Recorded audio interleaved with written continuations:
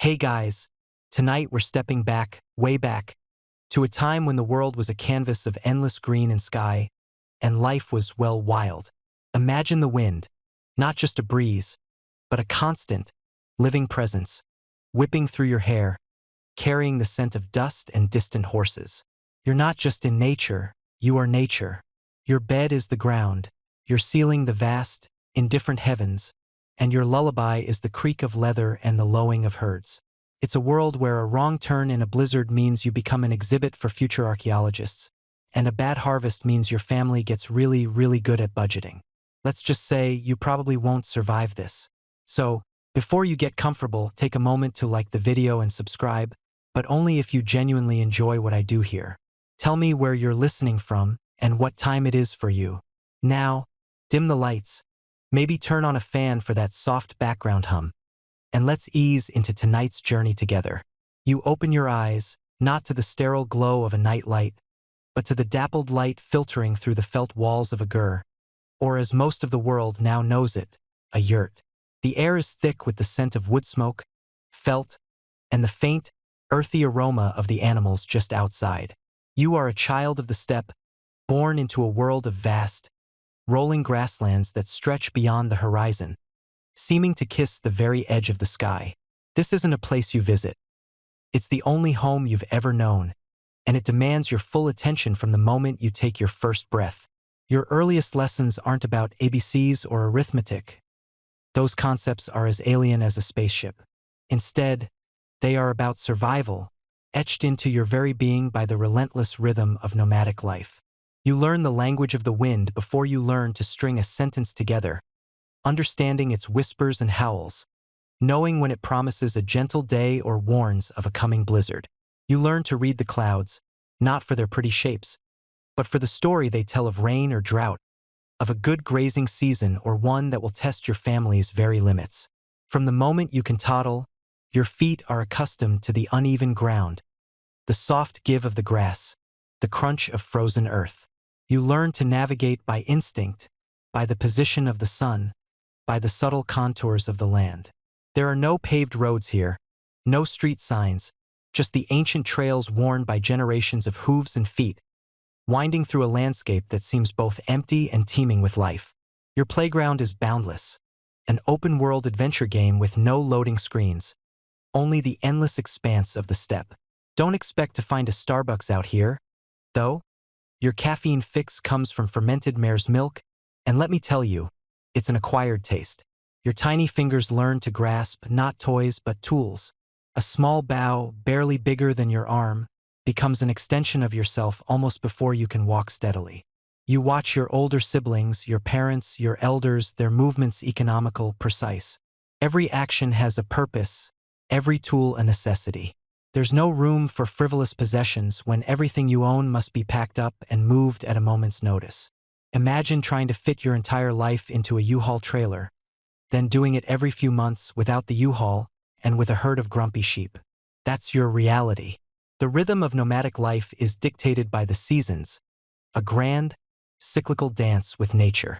In the fleeting warmth of summer, your family moves across the steppe, following the best pastures for your herds of horses, sheep, goats, and cattle.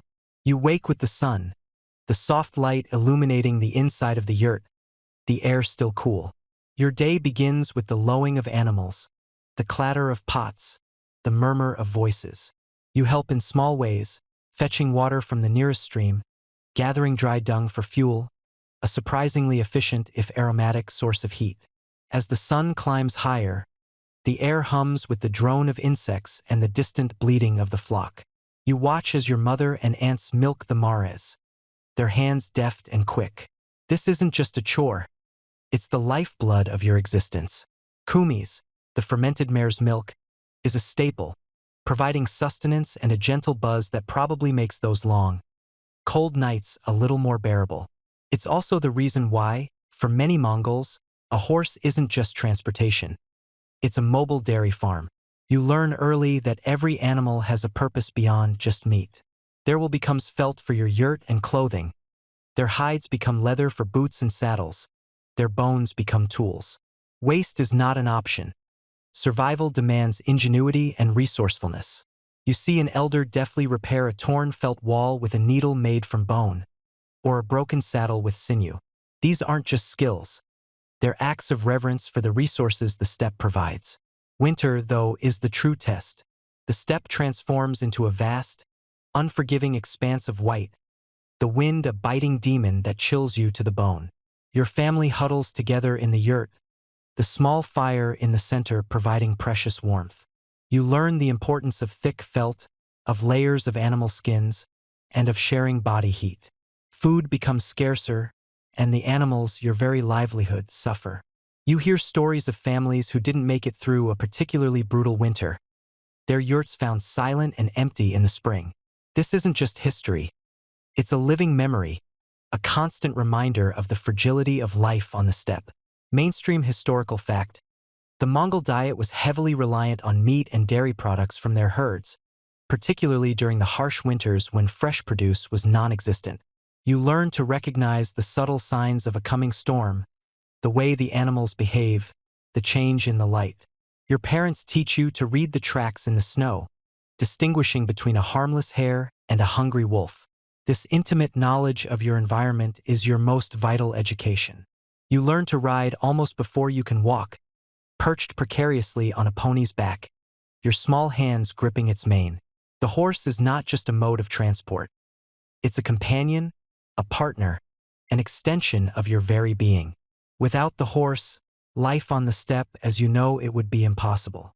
One quirky tidbit you pick up is the importance of the obo or cairn. These piles of stones are not just landmarks. They are sacred sites where travelers offer prayers and small gifts to the spirits of the land. You see your parents add a stone or a blue silk scarf as they pass, a quiet gesture of respect, a plea for safe passage in the vast emptiness. Sometimes you'll see offerings of hair or even a small piece of food. It's like a primitive outdoor wishing well, but with more wind and less copper. You also learn about the dangers that lurk just beyond the circle of your camp. Wolves, ever present, are a constant threat to your herds.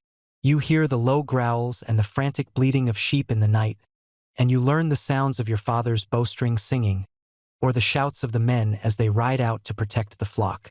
Even as a child, you understand the stakes. These animals are your family's future.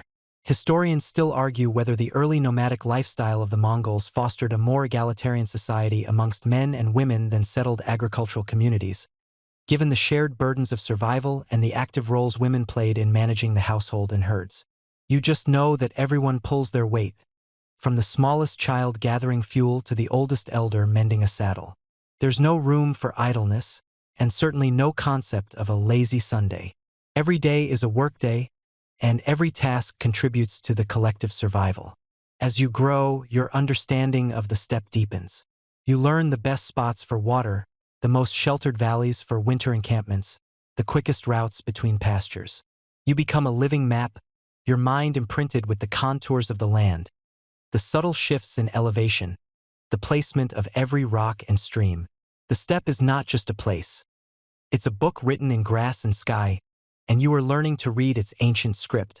It's a bit like having Google Maps built into your brain, but with way more dust and significantly less traffic. And yes, sometimes you still get lost. It happens. The wind becomes a constant companion, its presence a reminder of the vastness and the freedom of your existence. It carries the scent of distant rain, the faint murmur of other nomadic groups, or the warning of an approaching dust storm. You learn to lean into it, to let it shape you, just as it shapes the landscape. Your skin is tanned by the sun and wind, your muscles hardened by constant movement and physical labor. You are a product of the steppe, forged in its crucible, and ready for whatever it throws at you. For now, your world is simple: survival, the rhythm of the herds, and the endless expanse of the blue sky above. You're not just born onto the vast, windswept steppe. You're born into a web, a living, breathing tapestry of human connection that is your family, your kin, your clan. From the very first breath you draw, smelling of felt and wood smoke and the rich, earthy scent of the steppe, your identity isn't just yours. It's a shared thing, intricately woven with the lives of those around you, guiding your every interaction, every decision, from the smallest daily chore to the grandest life choice. Imagine waking each morning inside the comforting embrace of your gur or yurt. The circular space, ingeniously designed, is not just a tent, it's your universe. Every family member has their place, a silent choreography of movement and purpose. Your parents, of course, are the sun and moon of this small world. Your father, strong and steady, embodies the external world of horses, hunting, and defense.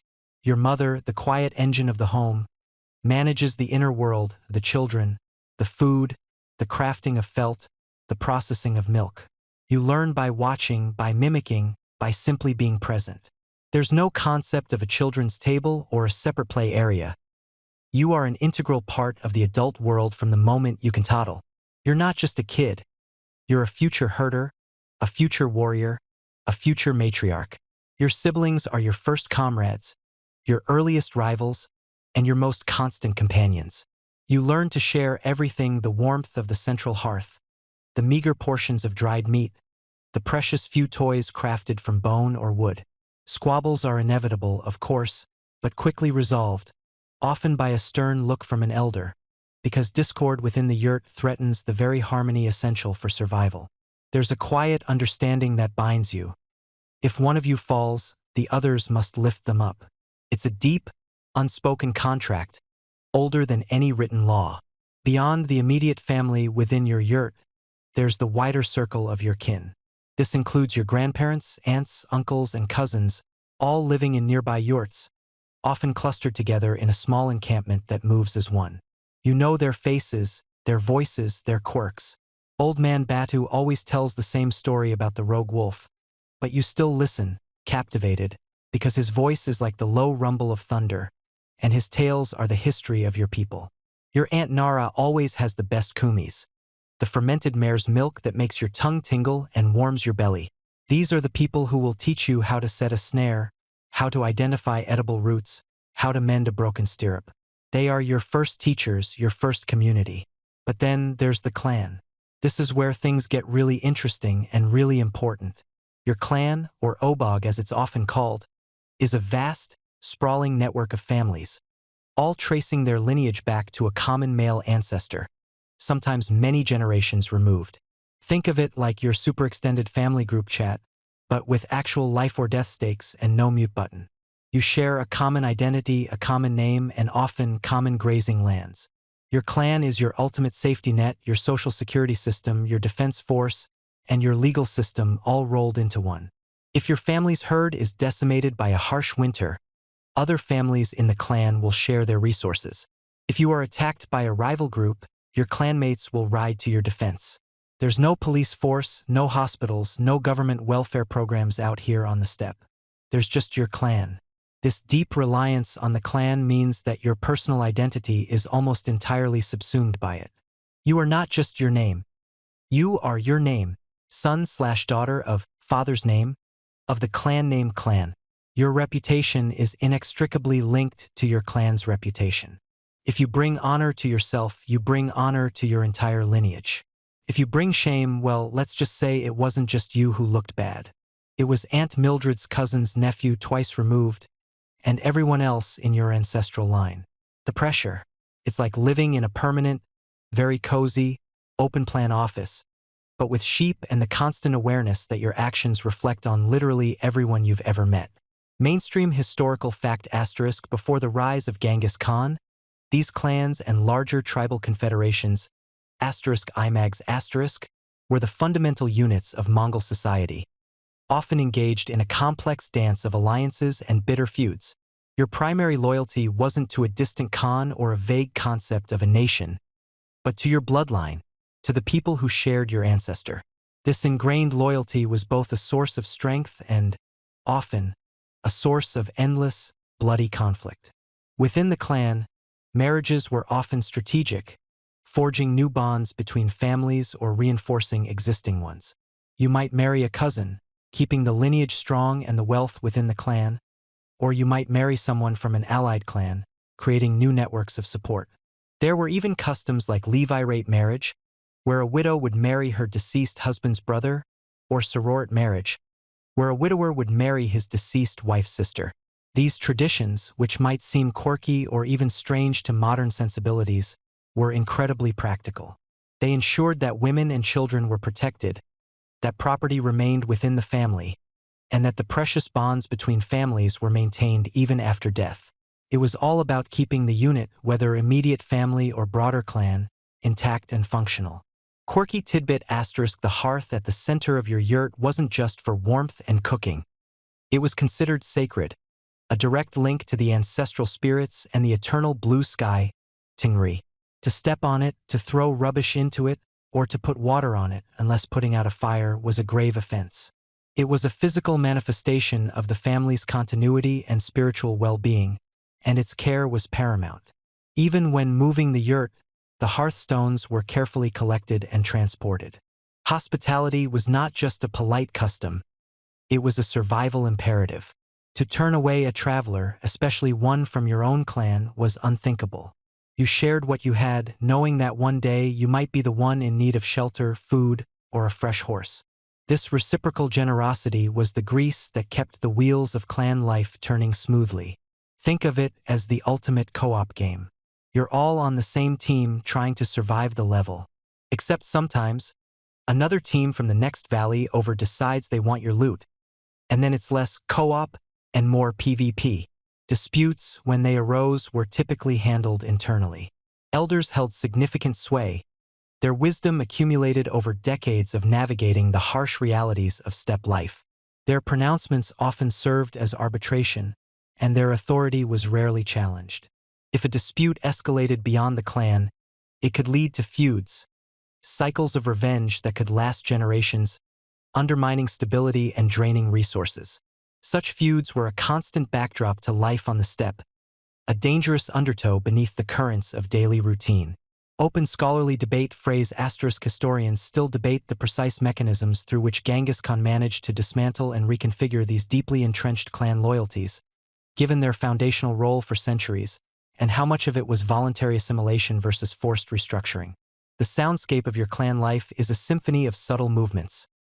The rustle of felt as someone shifts in their sleep, the gentle crackle of the fire, the murmur of voices as your parents plan the next day's herding, the distant bleating of sheep or the whinny of horses.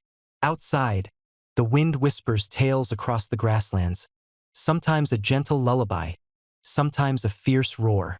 You learn to read these sounds, to understand the subtle cues of your environment and your people. Your connection to your kin and clan isn't just about survival. It's about identity, belonging, and meaning. You are part of something vast and ancient, a living lineage stretching back into the mists of time. Every story told around the campfire, every song sung, reinforces this bond. You learn the names of your ancestors, their deeds, their struggles. You understand that you are a link in an unbroken chain, carrying forward the legacy of those who came before you, preparing the way for those who will follow. This profound sense of belonging is the bedrock of your world, shaping your understanding of justice, loyalty, and the very fabric of existence on the eternal steppe. As the first faint light of dawn barely dares to peek over the eastern horizon, you stir within the comforting warmth of your family's yurt. The air inside is thick with the scent of wood smoke, lingering from last night's fire, mingled with the earthy aroma of felt and the faint, familiar musk of animals just beyond the walls. You pull the thick wool blanket tighter around you, savoring these last few moments of stillness before the day's relentless rhythm begins. The only sounds are the soft breathing of your family members sleeping beside you and the gentle whisper of the wind against the felt covering, a constant lullaby of the steppe. This isn't just a tent. This is your home, your gur. The design of the yurt, or gur as it's known in Mongolia today, is a marvel of nomadic engineering. Its collapsible wooden frame, made of interlocking lattice walls and a crown supported by sturdy poles, provides incredible stability and insulation. Covered in layers of thick, compressed felt wool from your own sheep and goats, it's a cocoon against the biting winds and extreme temperatures of the steppe.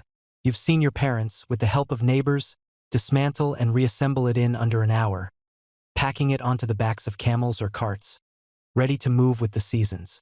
It's the ultimate original tiny home, really, though without the artisanal coffee machine or the composting toilet. Just a hole in the roof for smoke and a whole lot of practical ingenuity. As the hearth in the center of the yurt, known as the galampt, begins to glow with newly stoked embers, the quiet hum of morning activity starts. Your mother or an elder sister is already up, her movements quiet and practiced, preparing the first simple meal of the day, perhaps some dried meat or a bowl of fermented milk. You stretch, feeling the stiffness in your young muscles, a constant companion from a life lived outdoors. The air outside will be sharp, biting, but the warmth of the yurt, carefully maintained, is a blessing you never take for granted. Soon it's time to face the day. You pull on your deal, the traditional Mongol tunic, layered for warmth, and step out of the yurt. The cold hits you immediately, crisp and invigorating, cutting through the lingering sleepiness. The vast, open expanse of the steppe stretches before you, an endless canvas of pale grass under an impossibly huge sky. Your breath mists in the air, and the distant bleating of sheep and the snorts of horses are the only sounds. This is your office, your playground, your entire world. Your first major task, as it is for almost every male in the family from a young age, is the care of the animals. Your family's wealth isn't measured in gold, but in the size and health of your herds. The shaggy yaks, the sturdy horses, the numerous sheep, the nimble goats, and the majestic two-humped Bactrian camels. These animals are everything. They provide food, meat, and milk, and clothing from their wool and hides. Their dung, dried and collected, fuels your fires, and their strength carries your yurt and possessions across the land. You join your father and older brothers, or perhaps just your younger siblings if the men are away on a longer journey, to guide the flocks to new pastures. It's a constant, never-ending search for the best grass and water. You learn to read the land, to spot the subtle changes in vegetation that indicate richer grazing, to predict the weather by the direction of the wind and the color of the clouds. You ride your small, sturdy horse, guiding the sheep and goats with practiced ease. You learn quickly that negotiating with a particularly stubborn goat about which clump of grass it really wants is a fool's errand. It's less a negotiation, more a gentle, persistent nudge, often accompanied by a sigh that could power a small windmill. Sometimes you just have to accept that a goat will be a goat. Meanwhile, back in the yurt, the women are equally busy, the heartbeat of the nomadic home. Their day is a symphony of practical tasks, all aimed at sustaining the family. The milk from the mares, sheep, and goats is processed with meticulous care. Mare's milk is particularly prized, and a significant portion is churned and fermented to create kumis, a slightly alcoholic, tangy beverage that's a staple of the Mongol diet. The aroma of fresh kumis fills the air, a tangy, slightly effervescent scent. Just don't ask your modern taste buds what they think of fermented mare's milk at 6 a.m. It's an acquired taste, let's just say that. Other milk is made into cheese, butter, or dried curds, essential for preserving nutrients for leaner times. Then there's the wool. Oh, the wool! It's shorn, cleaned, carded, and spun into yarn.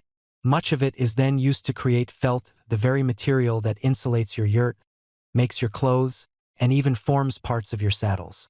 Felt making is a labor-intensive process, often involving wetting the wool and rolling it for hours, sometimes even having horses drag large felt mats to compress the fibers.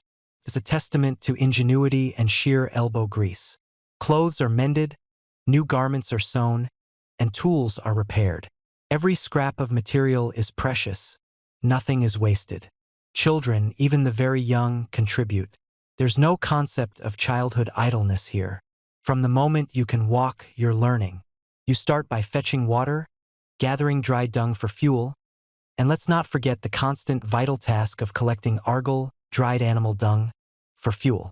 If you ever wondered what the original zero-waste lifestyle looked like, well, you're knee-deep in it. Literally. Just try not to track it into the yurt. You learn to tend to younger siblings, to recognize the different calls of the animals, and to assist in the endless cycle of processing animal products. By the time you're old enough to hold a miniature bow, you're already an expert rider, having practically been born on horseback. As the sun climbs higher, casting long shadows, the decision might be made to move camp, even if just a short distance. This isn't a seasonal migration, but a tactical shift for better grazing.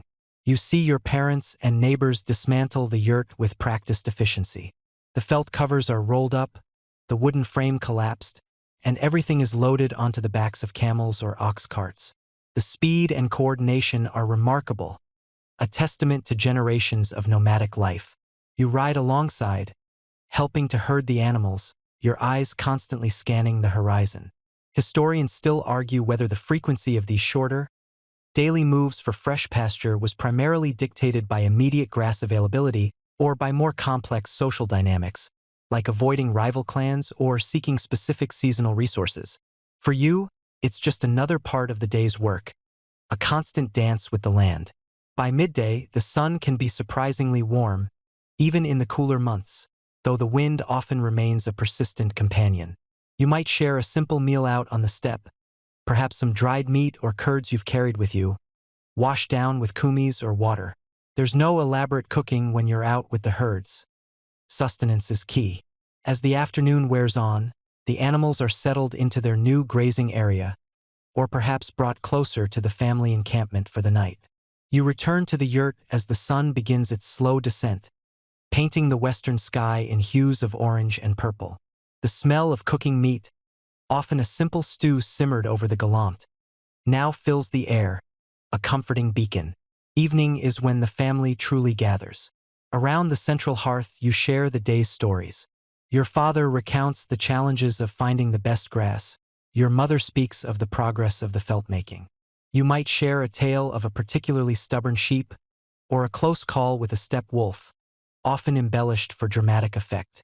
One time, you swear, a particularly plump marmot almost outsmarted your best hunting dog, leading it on a chase worthy of an epic poem. Everyone laughs, the warmth of the fire a stark contrast to the growing chill outside. These are the moments that bind your family, strengthening the ties that are your bedrock.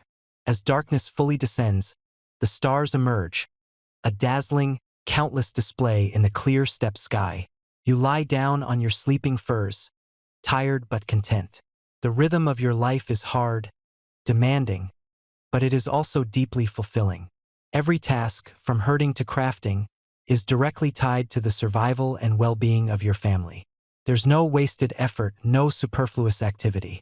You are a direct participant in your family's existence, a vital cog in the nomadic engine. And as you drift off to sleep, the gentle creaks of the yurt and the distant sounds of your animals are a familiar lullaby, preparing you for another day of life on the vast, unforgiving, yet beautiful steppe. You barely remember a time before the horse. In fact, your first cradle wasn't a cozy bassinet, but often a saddle, lashed securely to a patient mare.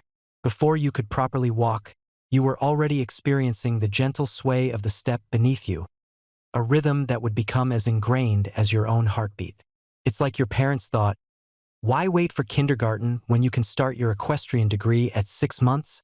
The scent of horse, warm and musky, mingled with the dry grass and the crisp air of the steppe, became the very smell of home. You'd be carried in a saddle, bundled in furs, observing the vast expanse of the world from a vantage point higher than any other child your age. This wasn't just early exposure, it was immersion. The horse wasn't a pet or a mere mode of transport. It was an extension of your family, your livelihood, and ultimately, your very being. As a toddler, your first steps might have been wobbly on the uneven ground of the yurt, but your true mobility began when you were old enough to cling to a horse's mane. You weren't given a gentle pony with a lead rope and a helmet. No, you were placed on the back of a sturdy, experienced steppe horse, often bareback, learning to balance through sheer instinct and necessity. Your legs, still short and plump, quickly adapted to the wide girth of the animal, developing an unusual strength and grip that would serve you for a lifetime. You learned to read the horse, to feel its intentions through the subtle shifts of its muscles, to anticipate its movements long before they happened. It was a silent conversation, a bond forged in countless hours of shared silence and motion across the endless grasslands. You learned to ride without stirrups, a skill that forced you to become one with the animal, your body swaying and shifting in perfect synchronicity with its gait. This isn't just a fun fact for your next dinner party. It's a fundamental difference in how you learn to ride, fostering an unparalleled connection and balance. Your days become a blur of practical lessons. You learn to herd, to cut out a stray sheep or goat from the flock with precision and speed, guiding your horse with whispers and subtle knee pressures. You learn to gallop across the open steppe, the wind whipping through your hair, the ground blurring beneath your horse's hooves. You learn to ride for hours, even days, with minimal rest, developing an endurance that would astound anyone from a sedentary culture. Your horse is your companion, your alarm clock, though it rarely needs to be, as the sun and the demands of the herd are far more effective than any modern gadget. And sometimes, even your pillow during a quick nap under the vast blue sky. Historians still debate the exact age at which Mongol children were first placed on a horse, though accounts suggest it was remarkably early, often before they were truly stable on their own 2 feet, indicating the absolute primacy of equestrian skill in Mongol life. Then there's the bow, the composite bow. It's not just a stick and a string. It's a marvel of engineering, a complex layering of wood, horn, and sinew, painstakingly glued together with animal bladder and fish glue, then wrapped in bark. This intricate construction, often taking a year or more to complete, allows it to store immense energy, launching arrows with incredible force and speed over remarkable distances.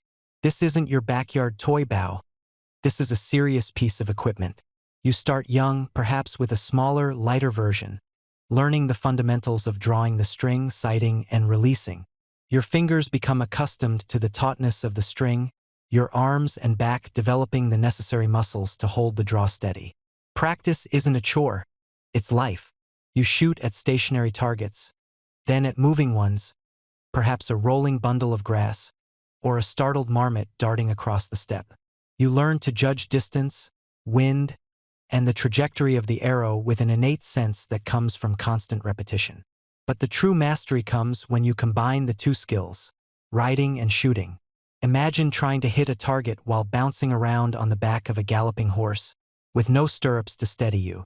It's like trying to thread a needle while riding a roller coaster. Yet you learn to do it. You learn to nock an arrow, draw the bow, aim, and release, all while your horse thunders across the ground. You practice shooting forward, to the sides, and most famously, backward over your horse's rump, the legendary Parthian shot. A deceptive maneuver that would make retreating enemies think you were fleeing, only to be met with a hail of arrows. Your education isn't confined to formal lessons. Play is training. You race horses with your friends, not just for fun, but to hone your control and speed. You engage in archery contests, competing for accuracy and power, pushing each other to improve. You wrestle, building strength and agility, learning to grapple and throw, skills useful both in play and in the rare close-quarters combat. Every game, every chore, every moment spent on the steppe contributes to your development as a capable, self-sufficient individual. You learn to track animals, to read the subtle signs of the land, to understand the habits of your prey. You learn to use a lasso with uncanny precision, whether to catch a runaway horse or to ensnare a wild animal. Sometimes you even find stray arrows embedded in the walls of the yurt, a testament to someone's enthusiastic, if slightly misguided, target practice. These skills aren't just about becoming a warrior in the military sense. They are about becoming a survivor, a provider, a protector.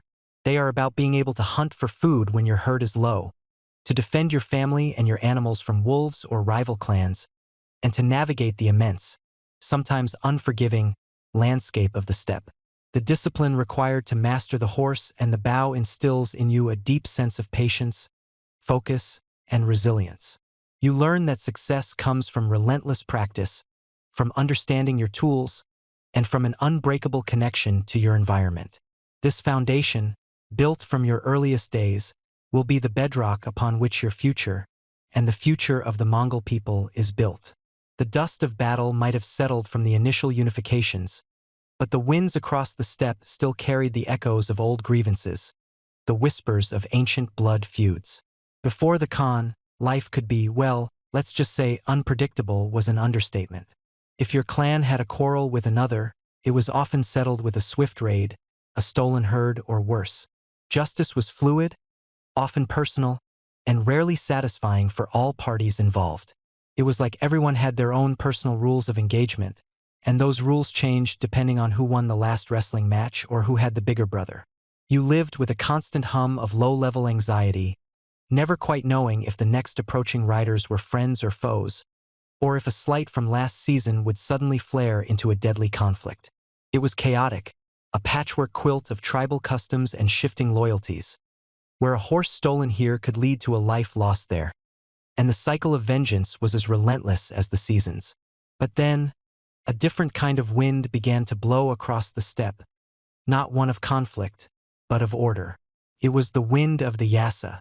Imagine, if you will, the quiet rustle of felt in your yurt, the distant bleating of sheep, and then, a new kind of sound, the firm, steady voice of a messenger, or perhaps a respected elder, relaying decrees that felt as ancient as the sky itself, yet startlingly new in their application. This wasn't a law code like you might find in a dusty library today, neatly bound and indexed. Oh no, the Yassa was something far more organic, far more ingrained in the very fabric of your burgeoning world. It began as a collection of Genghis Khan's personal pronouncements, his judgments, his military decrees, and his adaptations of ancient Mongol customs. It was less a written constitution and more a living, breathing set of guidelines that evolved as the empire grew. You wouldn't find it etched on massive stone tablets in every village square, though some parts were indeed recorded on scrolls. For the most part, the Yassa lived in the minds of the Khan's trusted advisors, his generals, and was transmitted orally, repeated around countless campfires and in the hushed tents of war councils. Historians still argue whether the Yassa was ever a single, codified document, or more a collection of evolving precedents and oral decrees, continually interpreted and enforced by the Khan and his appointed officials. It was like a secret family recipe, but for empire building, known by heart by those who needed to enforce it. One of the first things you notice about the Yassa is its absolute, unyielding demand for loyalty. Forget about playing both sides. That was a one-way ticket to a very permanent nap. Treason, desertion, or even aiding an enemy was punishable by death, swift, uncompromising, and public. This wasn't just about military discipline. It was about forging a collective identity, binding together disparate clans who, just a few years ago, might have been at each other's throats. You felt this shift deep in your bones. Your loyalty was no longer just to your immediate family or your clan chieftain, but to the Khan, to the great Mongol nation. It was a unifying force like a superglue for fractured societies. And speaking of discipline, the Yassa was incredibly strict, especially in military matters. No looting without permission. Seriously, it was less finders keepers and more find yourself in big trouble if you decided to help yourself to some conquered city's treasures before the official distribution. This strictness, a mainstream historical fact, prevented the typical free-for-all that often plagued conquering armies, allowing for more organized and effective campaigns, and crucially, less resentment from newly subjugated populations who might otherwise have been completely plundered.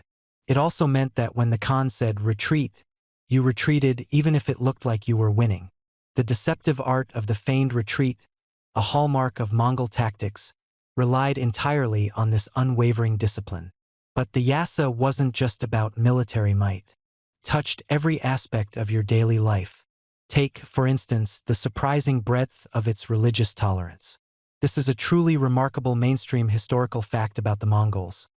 Genghis Khan, the guy who conquered half the world, was surprisingly chill about religion. You could worship pretty much anyone you wanted, Tingri, Buddha, Christ, Allah, as long as you were loyal to him and paid your taxes. There was no forced conversion, no burning of temples or churches unless they were actively resisting. This policy attracted skilled artisans, scholars, and merchants from diverse backgrounds, all eager to operate under the relative peace and security of Mongol rule. It was a pragmatic approach that fostered stability and facilitated the flow of knowledge and goods across the vast empire. Hospitality was another cornerstone. If a stranger showed up at your yurt, you had to offer them food and shelter. It wasn't just good manners. It was the law. Travelers were protected, and providing aid to them was a duty. It was like a mandatory 5-star Airbnb rating, but without the review section, and with much higher stakes if you failed to comply. This facilitated travel and trade across the vast, often empty, expanses of the steppe, ensuring that messengers, merchants, and even ordinary folk could move with a degree of safety previously unheard of. And here's a quirky little tidbit that often gets overlooked. The Yassa also had rules about things like cleanliness and environmental respect. Don't pee in running water. Don't wash your clothes in a river that others drink from.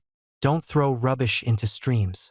You were expected to keep your camp clean, to avoid polluting water sources, and even to be careful with fires to prevent wildfires on the dry steppe.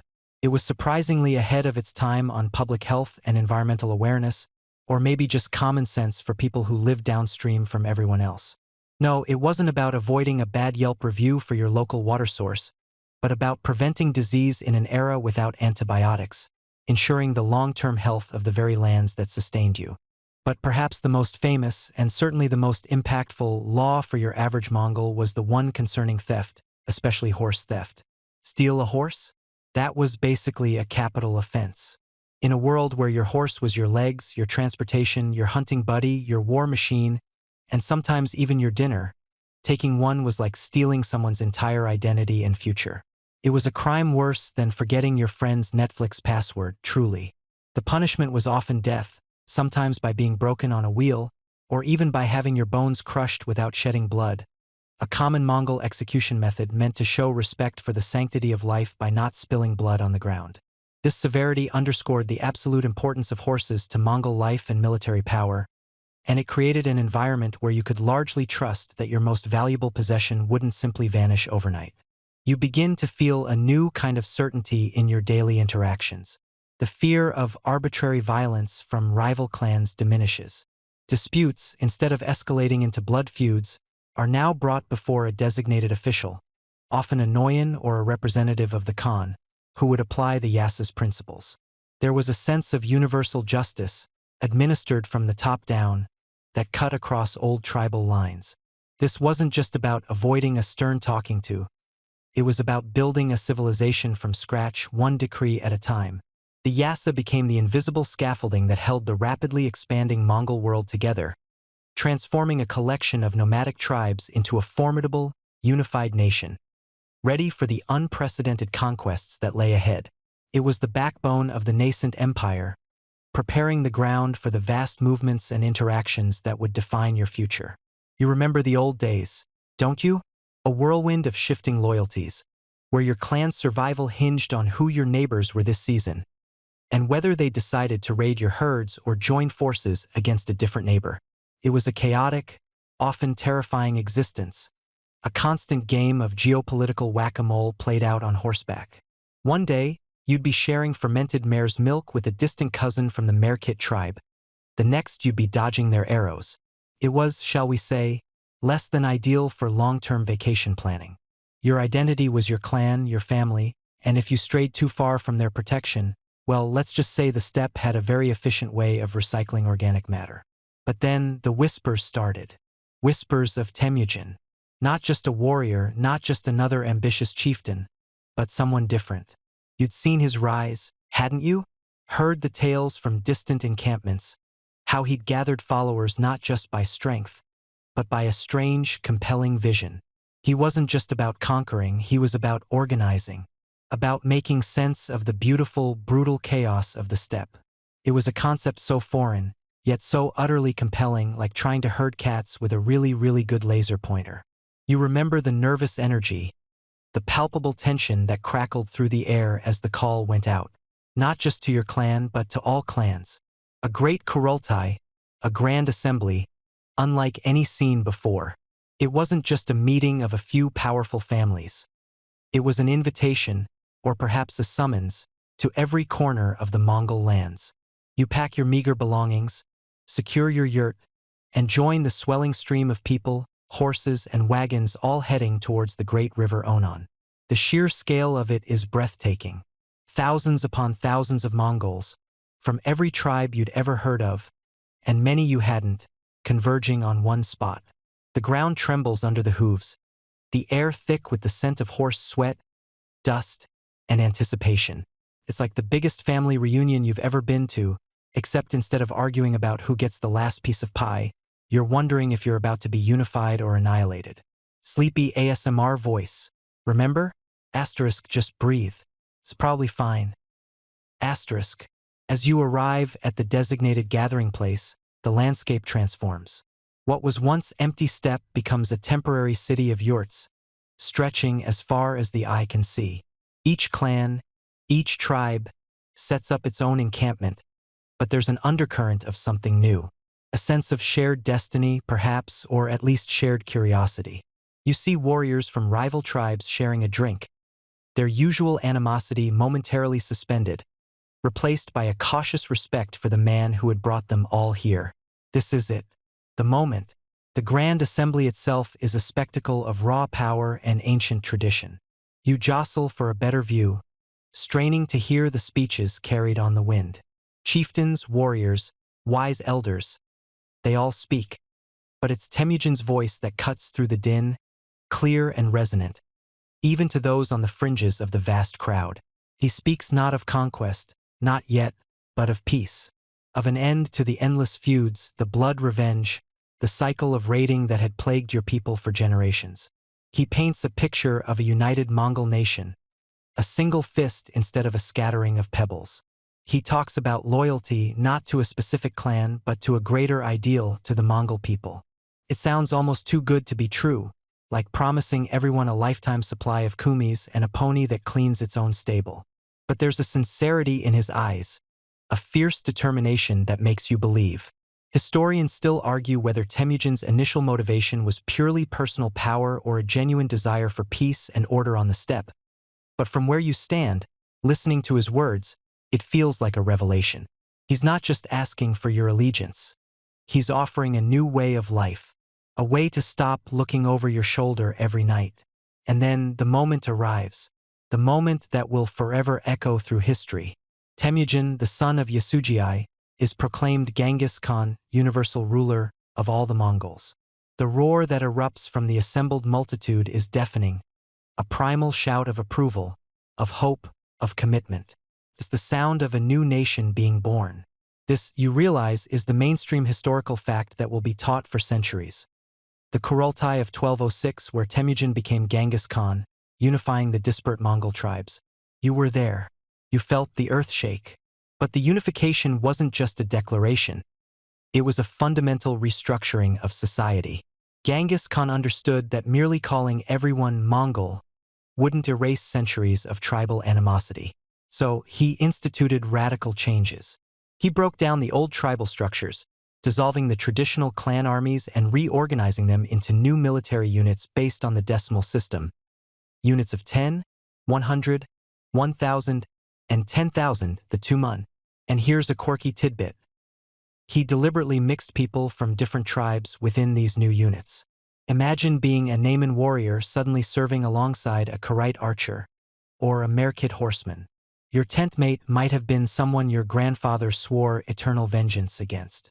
It was a brilliant, if slightly awkward, social experiment. Suddenly, your loyalty wasn't to your clan chieftain, but to your new commander and ultimately to the Khan himself. It was the ultimate team-building exercise with very high stakes. You experienced this shift firsthand. You're no longer just a man of the Borjigin clan. You're a warrior of the third Tuman. Your bonds form with the men you train with, the men you share your meager rations with, the men who will fight beside you. Old resentments begin to fade, replaced by the camaraderie of shared hardship and common purpose. It's a strange feeling, this dissolving of old identities. Like shedding an old skin. You still carry your clan's traditions, of course, but now, above all, you are Mongol. The great Yassa, Genghis Khan's code of law, begins to spread its influence, further cementing this new unity. It's not just about military organization, it's about daily life. The Yassa dictates severe punishments for theft, for lying, for betraying trust. It mandates religious tolerance, ensuring that the shamans, the Christians, the Muslims, and the Buddhists within the nascent empire could all practice their faith without fear. It emphasizes discipline, order, and loyalty to the Khan. It's a common framework, a set of rules that applies to everyone, regardless of their former tribal affiliation. Suddenly, justice isn't just what your clan elders decide. It's a universal concept, enforced by the Khan's appointed officials. It's like suddenly everyone agrees on the rules of checkers, even if some people still prefer chess. The result is a stability you've never known. You see the practical implications everywhere. Raids between tribes largely cease. Disputes are settled by the Khan's courts, not by retaliatory violence. You can travel further, graze your herds more safely, knowing that the Khan's law extends across the vast steppe. There's still hardship, of course. The steppe is always demanding. But the existential dread of constant intertribal warfare begins to recede. It's replaced by a different kind of purpose, a collective ambition that feels both daunting and exhilarating. You're no longer just surviving. You're part of something much, much bigger. You're part of a unified force, poised to do well. You're not entirely sure what yet. But you have a feeling it's going to be interesting, and probably involve a lot more riding. The sheer audacity of it, looking back, is astounding. To take a collection of fiercely independent, often warring nomadic tribes, and forge them into a single, disciplined, and utterly loyal nation. It wasn't just charisma. It was strategic genius, a deep understanding of human nature, and an unyielding will. He didn't just conquer, he united. And you were there to see it happen, to feel the ground shift beneath your feet as the old world faded, and the Mongol Empire truly began to take shape. The silence after the roaring proclamation of Genghis Khan lingered, a heavy, expectant quiet. It felt like the world had just held its breath, waiting for what would come next. And you, a humble Mongol, were part of that breath. The whispers begin first, carried on the steppe winds. Then they grow into a steady hum, a low, thrumming vibration that settles deep in your bones. It's the call of the Khan, not just your clan chief, but the Khan, the one who unified the world, the one whose will now shapes the very air you breathe.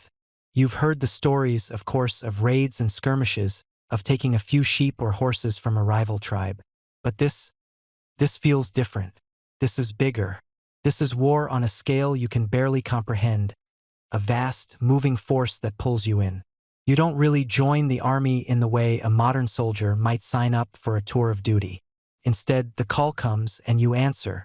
It's an expectation, a duty woven into the fabric of your existence since birth. Your horse, your most prized possession, the very extension of your will, is already your partner in this endeavor. You pack light because what else is there to pack? Your packing list? Basically, your horse, your bow, your quiver, a few dried strips of meat, and a vague sense of adventure. No room for fancy luggage here, darling. You sling your saddlebags, which hold little more than a felt blanket, a small cooking pot, and perhaps a spare bowstring. Every ounce counts when you are your own supply chain. And then you move. You join a trickle that soon becomes a stream, then a river, finally a surging ocean of humanity and horseflesh. Imagine, if you will, the largest concert you've ever seen, or a modern-day festival with thousands upon thousands of people. Now, picture all of them on horseback, moving relentlessly across an endless landscape, a living, breathing tide of ambition and iron. It's less a march and more a mobile ecosystem, a four-legged, dust-kicking, neighing, whinnying, slightly smelly parade that just keeps going. Forget traffic jams. This was horse jams on an epic scale, only everyone knew exactly where they were going. The sheer number of horses is astounding. Each warrior brings not just one, but often 3, 4, or even 5 mounts, rotating them throughout the day to keep them fresh. This isn't just a luxury. It's a strategic necessity, the engine of the Mongol war machine. You learn to switch horses on the fly, barely breaking stride. A seamless dance between rider and animal that makes you wonder if you're 2 separate beings or one magnificent centaur. The sound of thousands of hooves thundering across the steppe becomes the new rhythm of your life, a constant, hypnotic drumbeat that lulls you into a state of perpetual motion. Your perception of distance begins to shatter, then reform into something entirely new. Before, your world was defined by the reach of your clan, the familiar grazing lands, the distant mountains that marked the edge of your known universe. Now, that universe expands with every sunrise. You cover ground at an astonishing pace. The Mongol army isn't just fast. It's unfathomably fast for its time. While other armies might trudge 10 or 20 miles a day, Bogged down by cumbersome supply wagons and marching infantry, you, a Mongol warrior, can consistently cover 60, 70, even 100 miles in a single day. This incredible speed, a mainstream historical fact that still amazes scholars, is thanks to your multiple horses, your light equipment, and your unique way of living off the land. You don't carry vast stores of food. That would slow you down. Instead, you are the ultimate self-sufficient unit. You hunt as you go, your keen eyes scanning the horizon for marmots, gazelles, anything that moves. But your primary sustenance, especially on long, lean stretches, comes from your horses. No, you're not eating them, not yet anyway, unless absolutely desperate. Instead, you learn the ancient practice of drawing a small amount of blood from a vein in your horse's neck. A quick, almost painless procedure for the animal. Mixed with a little fermented mare's milk kumis, that tangy, slightly alcoholic staple of your diet, it provides vital protein and energy. And if you ever wondered about the original fast food, well, let's just say a Mongol on the march could make a modern drive-thru look positively leisurely. No waiting in line for your fermented mare's milk. Thank you very much. This quirky, rather ingenious method of sustained nutrition, drinking mare's blood, allowed for unparalleled mobility. The days blur into a relentless cycle of riding, scouting, and riding some more. You ride through endless grasslands, then over rocky passes where the air grows thin and sharp. You ford rivers that roar like angry beasts, their icy currents threatening to sweep you and your horse away. You learn to read the land as if it were a familiar book, anticipating changes in terrain, finding hidden water sources, spotting the faint trails left by game or potential enemies. Your senses sharpen, becoming acutely attuned to the subtle shifts in wind, the distant dust clouds, the cry of a hawk overhead. Every detail matters when you are moving into the unknown. Your perception of conquest also undergoes a profound transformation. At first, it might feel like an extension of the tribal raids you've always known, just on a much grander scale. But soon, you realize it's something more. This isn't just about taking plunder and returning home. This is about expansion, about bringing vast new territories and peoples under the banner of the eternal blue sky, under the unifying hand of Genghis Khan. You are not just a warrior. You are an agent of destiny, part of a force that is reshaping the very map of the world. You see lands you never knew existed, villages nestled in valleys, cities rising like stone mountains from the plains, their walls impossibly tall, their markets bustling with strange languages and even stranger goods.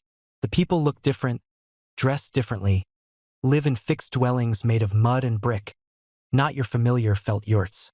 This initial exposure to settled populations, to their intricate societies and their accumulated wealth, is a revelation.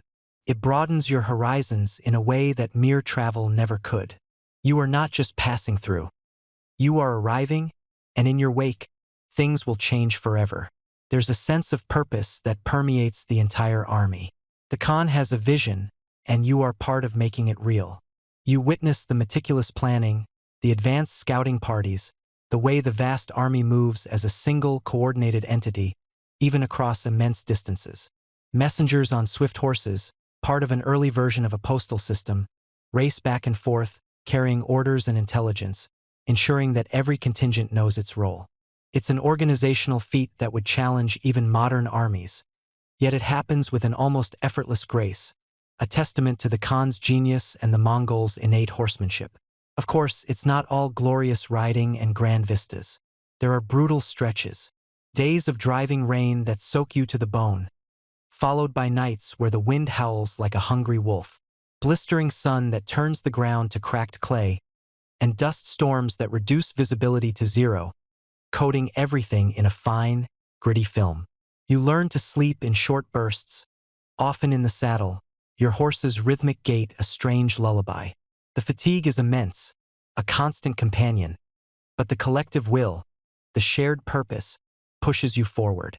Historians still argue whether these initial campaigns were purely opportunistic or part of a grand, preordained strategy from the very beginning. But for you, the warrior on the ground, it feels like an unstoppable tide. You are part of a force that moves with an almost supernatural swiftness and determination, leaving behind the familiar steppe for a world that grows larger and more complex with every hoofbeat. Your physical journey across continents is mirroring an internal one, as your understanding of the world, of power, and of your own place within this burgeoning empire expands beyond anything you could have ever imagined. You are a small part of a very big, fast-moving machine, and the hum of its progress is the only sound that truly matters now. The vastness of the steppe, which had once seemed an endless canvas for your nomadic life, now morphs into a dynamic training ground, then a brutal stage for war. You've journeyed with the Khan, seen the dust clouds of thousands of hooves, and now you are part of that thunder. This isn't just about riding a horse or shooting a bow anymore. This is about transforming those fundamental skills into a terrifying art form. You are about to master Mongol battle tactics, and it's a lesson that will rewrite your understanding of warfare. Your education begins not with textbooks, but with the wind in your hair and the rhythmic pounding of your horse's hooves. Every day you are drilled, not just on a stationary target, but on the move. Imagine trying to hit a moving target while you are also moving, often at a full gallop, over uneven terrain. It's like trying to play darts on a roller coaster, only the stakes are significantly higher than winning a plush toy. You learn to shoot forward, to the sides, and most famously, backward over your horse's rump, the legendary Parthian shot. This isn't just a fancy trick. It's a critical maneuver for harassing pursuing enemies or covering a retreat. Your body learns to sway with the horse, becoming one with its powerful movements, finding stability in motion.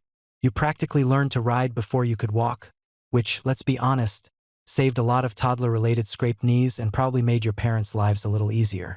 The core of your offensive power lies in the composite bow. It's not just a piece of wood. It's a meticulously crafted weapon of laminated horn, sinew, and wood bound with animal glue and wrapped in birch bark. These materials give it incredible power for its size, allowing it to propel arrows with devastating force and accuracy over impressive distances. You learn to string it quickly, to draw its immense power, feeling the taut resistance against your arm and shoulder muscles. Each arrow, tipped with specialized heads, some broad for piercing flesh, others narrow for armor, even blunt ones for stunning, becomes an extension of your will.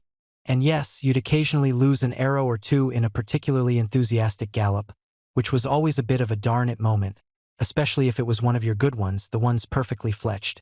You carry multiple quivers, sometimes up to 30 or 60 arrows, depending on the anticipated intensity of the engagement. This isn't just about having enough ammunition. It's about sustained fire. You learn the rhythm of drawing, knocking, pulling, and releasing, a continuous stream of deadly projectiles. Your unit, often a Tumen of 10,000 or a smaller Minghan of 1,000, moves as one. A single order, conveyed by flags, signals, or drumbeats, can unleash a volley of arrows so dense it darkens the sky, a terrifying rain of death. This sheer volume of fire, combined with the mobility of the cavalry, is a mainstream historical fact that completely revolutionized warfare. No static infantry formation or heavily armored knight could withstand such a relentless and mobile assault. But the true genius, the tactic that elevates Mongol warfare from impressive to utterly bewildering for your enemies, is the feigned retreat. This isn't just running away. It's a choreographed act of deception, a cunning trap. Imagine the scene. You and your comrades, having peppered the enemy with arrows, suddenly turn and flee. You hear the shouts of the enemy, their triumphant roars as they believe you are routed. They break ranks, spurred on by the scent of victory, chasing after you with unbridled enthusiasm. This is precisely what you want. As they pursue, you continue to fire backwards, harassing them, drawing them further and further from their main body, scattering their formations. It's during this retreat that you truly appreciate the training. You are galloping away, yet still turning, twisting, and unleashing arrows with precision. Your horse, trained to respond to subtle leg pressure and weight shifts, allows you to use both hands for the bow, a quirky tidbit that was revolutionary for its time, giving Mongol archers an unparalleled advantage. Then, at a prearranged signal, perhaps a flag drop, a specific drumbeat, or a piercing whistle, you and your comrades abruptly wheel around. The retreat transforms. In an instant, into a full-force charge. The enemy, winded, disorganized, and often caught off guard by the sudden reversal, now faces a fresh, disciplined, and highly motivated force. It was like the ultimate gotcha moment, except instead of a pie in the face, it was a volley of arrows, much more effective for winning wars, less effective for birthday parties. Often, this feigned retreat would lead the enemy into an ambush. Other Mongol units, hidden in flanks or behind terrain features, would emerge to encircle the now isolated and vulnerable pursuers. The result was often a complete rout, with the enemy forces annihilated or scattered beyond recovery. The psychological impact was immense. Your enemies learned to distrust their own eyes, to fear the very idea of pursuing a seemingly defeated Mongol force. Historians still argue whether the feigned retreat was always a pre-planned, standard maneuver or if it often evolved organically from initial skirmishes, a flexible response to the flow of battle. What is undeniable, however, is the discipline required to execute it.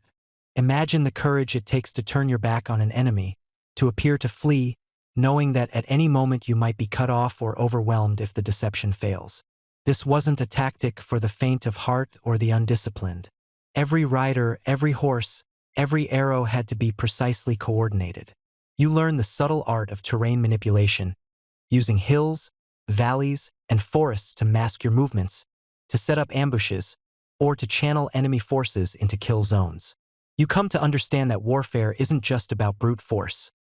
It's a grand chess match played on the vast board of the steppe, where mobility, deception, and overwhelming firepower are your most potent pieces. The precision of the mounted archers and the deceptive art of the feigned retreat aren't just tactics. They are reflections of your people's ingenuity, discipline, and the sheer, unyielding will of Genghis Khan. You are not just a warrior. You are a master of a new way of war. The dust of battle settles, but the world around you doesn't return to the familiar embrace of the steppe.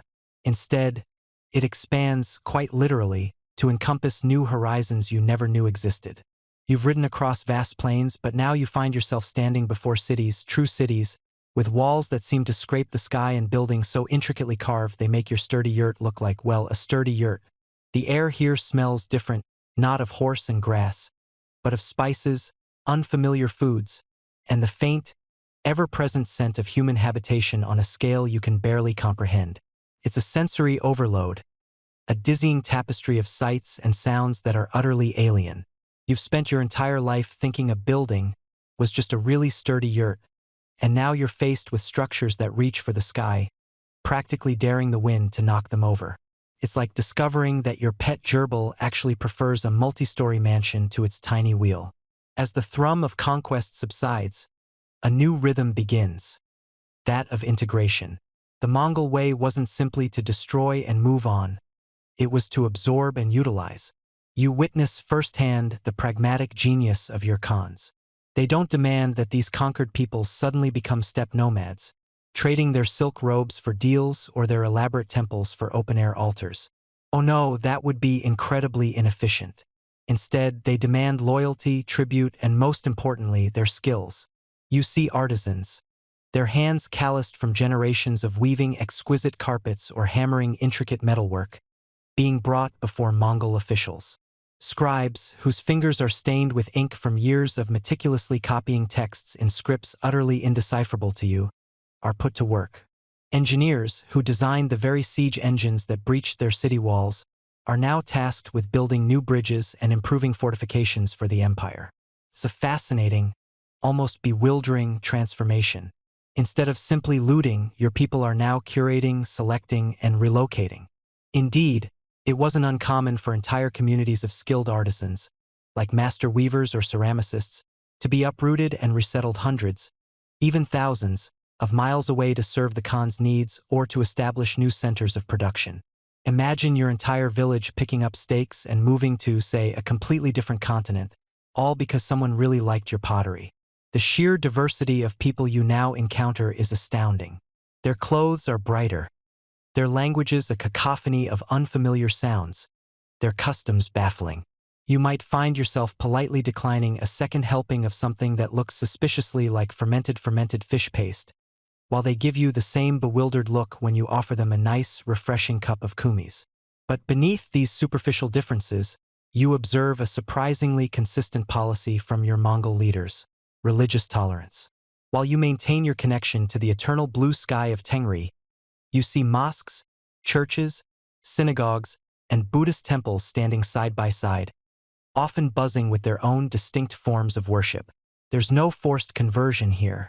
The Khans understood that a coerced faith was a fragile one, and a people allowed to practice their own beliefs were less likely to rebel. This policy of religious freedom, a mainstream historical fact, was remarkably progressive for its time and certainly helped to stabilize the vast, multi-ethnic empire. As the empire expands, the challenge shifts from conquering to governing. And governing, it turns out, is a lot more complicated than just riding fast and shooting arrows. Suddenly, managing an empire isn't just about yelling really loud across the steppe. It involves scrolls, seals, and an alarming number of people who know how to count things that aren't sheep. You witness the establishment of a new administrative structure. Mongol daragachis, or governors, are appointed to oversee these new territories, often working alongside local officials who have pledged their loyalty. It's a delicate balance of power, a constant negotiation between the old ways and the new Mongol order. One of the most crucial tools for this new administration is the census. You see scribes, many of them captured or voluntarily serving, meticulously counting populations, livestock, and resources. These censuses, incredibly detailed and thorough for their era, were not merely for taxation, though tribute, often in silver, silk, or grain, flowed steadily back to the Mongol heartland, but also for military conscription, for organizing labor, and for simply understanding the vast new domains. This was how the Mongols knew exactly what they had, and who they had, a systematic approach to governance that was revolutionary in its scope. The Great Yassa, Genghis Khan's law code, extends its reach over these new lands. While local laws and customs are often permitted to continue, especially in civil matters, the Yassa provides the overarching framework for justice, particularly in cases involving Mongols or disputes between different ethnic groups. It creates a surprising degree of order across lands that were once fractured by warring kingdoms. You see caravans, once prey to bandits and petty warlords, now moving with a newfound confidence, protected by the Mongol peace. Communication, too, becomes paramount. While the full YAM system of postal relays is still developing, you already see the urgent need for swift messengers carrying decrees and intelligence across the newly vast distances. Life among these settled peoples also means witnessing their resilience, their quiet determination to maintain their traditions even under foreign rule. You see their markets bustling, their crafts continuing, their stories still being told, albeit sometimes in hushed tones. And you, a nomad of the steppe, begin to absorb elements of their world. You might find yourself appreciating a finely crafted piece of pottery, or the comfort of a heated brick bed in winter, or even the complex flavors of their cuisine.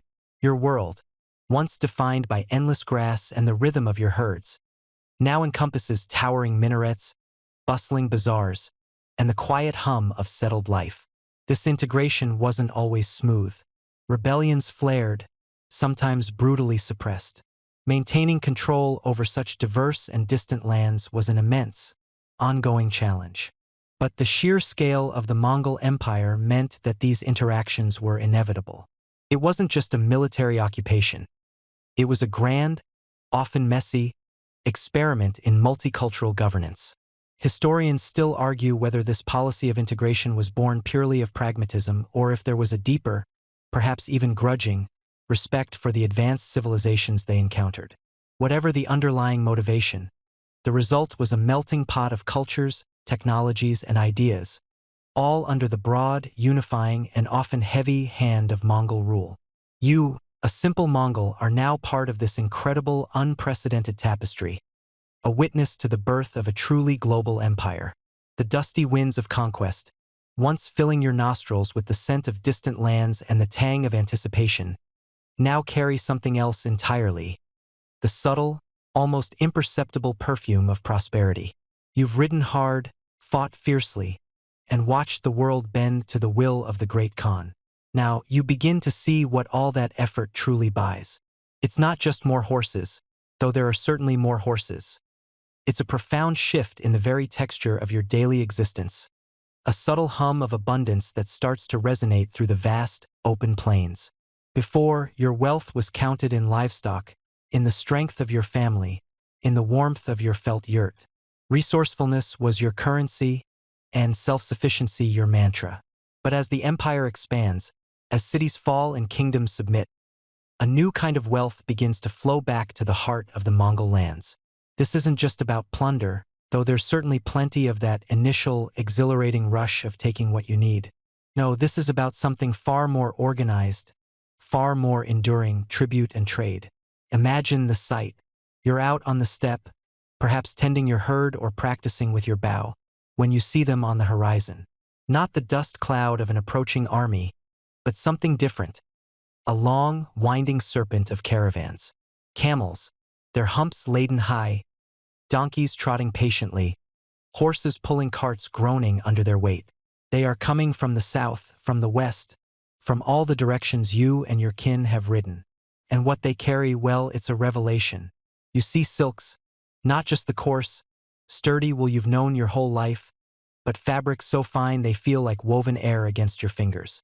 Blues that mimic the eternal sky, reds that burn like a desert sunset, greens as deep as the forests you've only heard tales of. And they're not just for the Khan's family anymore. Slowly, cautiously, these luxurious cloths begin to appear in your camp, perhaps as a sash for your mother, or a lining for your winter coat, adding a splash of unexpected color to the familiar drabness of felt and leather. It's like someone suddenly decided the world needed more sparkle, and you're getting a front row seat. Then there are the metals. Iron and bronze, yes, you've always had those, but now they're silver, gleaming and cool, molded into intricate ornaments, and gold, shimmering with an otherworldly warmth, fashioned into cups and platters that reflect the firelight in 100 tiny explosions. You might even see craftsmen, captured artisans from conquered cities, working these precious materials right there in the Khan's burgeoning capital, Karakoram, or even in larger encampments, their hammers ringing a new, melodic tune on the steppe. These are the spoils of victory, yes, but they are also the regular, expected payments from lands now under Mongol dominion. It's a steady stream, a river of riches flowing from the vanquished to the victors. The tribute isn't just about luxury goods, either. It's practical. You start to see vast quantities of grain arriving, supplementing your diet of meat and milk. There are exotic spices that transform the taste of your simple stews, turning familiar meals into something entirely new and exciting. Cinnamon, pepper, ginger, flavors that dance on your tongue, brought from lands you couldn't even point to on a map. Think of it like finally getting access to that fancy grocery store you always drove past, but never dared to enter. And now it's all being delivered straight to your doorstep, or rather, your yurt flap. Beyond the direct flow of tribute, there's the revitalization of trade. Genghis Khan, for all his martial genius, understood the fundamental truth that a unified, secure empire is a prosperous one. By bringing vast swathes of Eurasia under a single authority, he inadvertently, or perhaps intentionally, paved the way for something truly remarkable: the Pax Mongolica, a period of unprecedented peace and stability across the continent. While the full glory of this Mongol peace is still a few years off, you are already witnessing its nascent stages. The routes you once rode to war are now becoming safer for merchants. Bandits, once a constant menace, are severely dealt with by Mongol patrols. The Khan's law, the Great Yassa, applies to everyone, ensuring that trade routes are protected and that merchants, whether they be Uyghur, Persian, or Chinese, can travel with a degree of security they hadn't known in centuries. This security means caravans are larger, more frequent, and carry a wider variety of goods. The ancient Silk Road, which had fragmented into dangerous, disconnected segments, begins to hum with life again. You see porcelain, delicate and translucent, from China, carpets of rich, intricate design from Persia, furs from the northern forests, even strange, heavy textiles from distant Europe. For centuries, the exchange between East and West had been sporadic and perilous. Now, under the Mongol thumb, it's becoming a bustling highway. It's not just goods moving, either. Ideas, technologies, and even diseases, though you're not thinking about that part right now, are beginning to travel with unprecedented speed. This is a mainstream historical fact. The Mongol Empire profoundly facilitated the exchange of goods, ideas, and technologies between East and West, effectively bridging a vast cultural and economic divide. You might even notice some quirky new items appearing. Perhaps a strange, intricately carved piece of jade from China, or a small, exotic parrot brought back by a soldier from a southern campaign, squawking in a language no one understands. One fringe tidbit is that the Mongols, despite their nomadic aversion to settled life, were remarkably pragmatic about adopting useful technologies and even luxuries from conquered peoples. They weren't above appreciating a good silk robe or a finely crafted piece of pottery, even if they preferred to live in a yurt. It's like they thought, well, if you're going to make beautiful things, we might as well enjoy them. The impact on your personal life, even as a humble Mongol, is tangible. Your family, once solely reliant on the bounty of your herds, now has access to things that were previously unimaginable. Perhaps your mother can now trade for better needles or a stronger cooking pot. Your father might acquire a finer blade or more durable leather for his saddle. The children might even get a simple toy, carved and painted, something more than just a stick or a stone. You're not living in a palace, of course, but the rough edges of your nomadic existence are beginning to soften, just a little. This newfound access to goods also changes your perspective. You start to understand the sheer diversity of the world, the incredible ingenuity of settled peoples.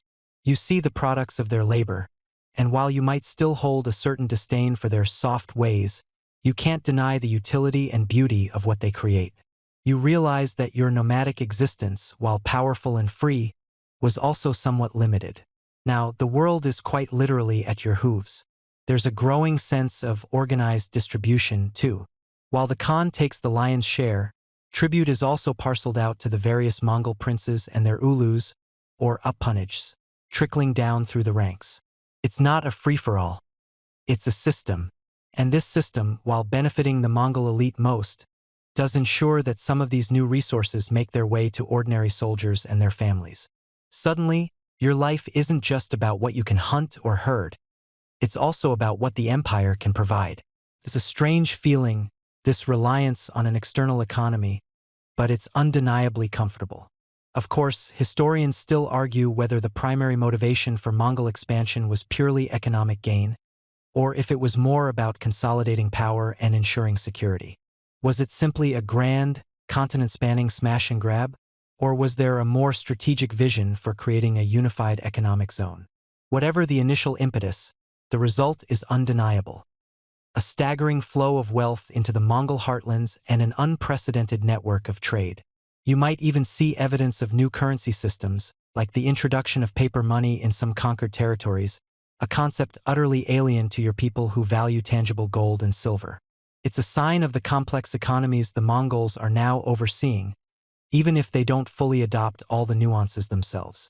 It's less about you personally engaging in complex financial transactions and more about witnessing the sheer scale of wealth that now swirls around the empire you helped build.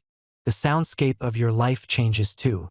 Beyond the familiar bleating of sheep and the whinny of horses, you now hear the creak of laden carts, the distant jingle of camel bells, the murmur of foreign tongues as merchants haggle over prices.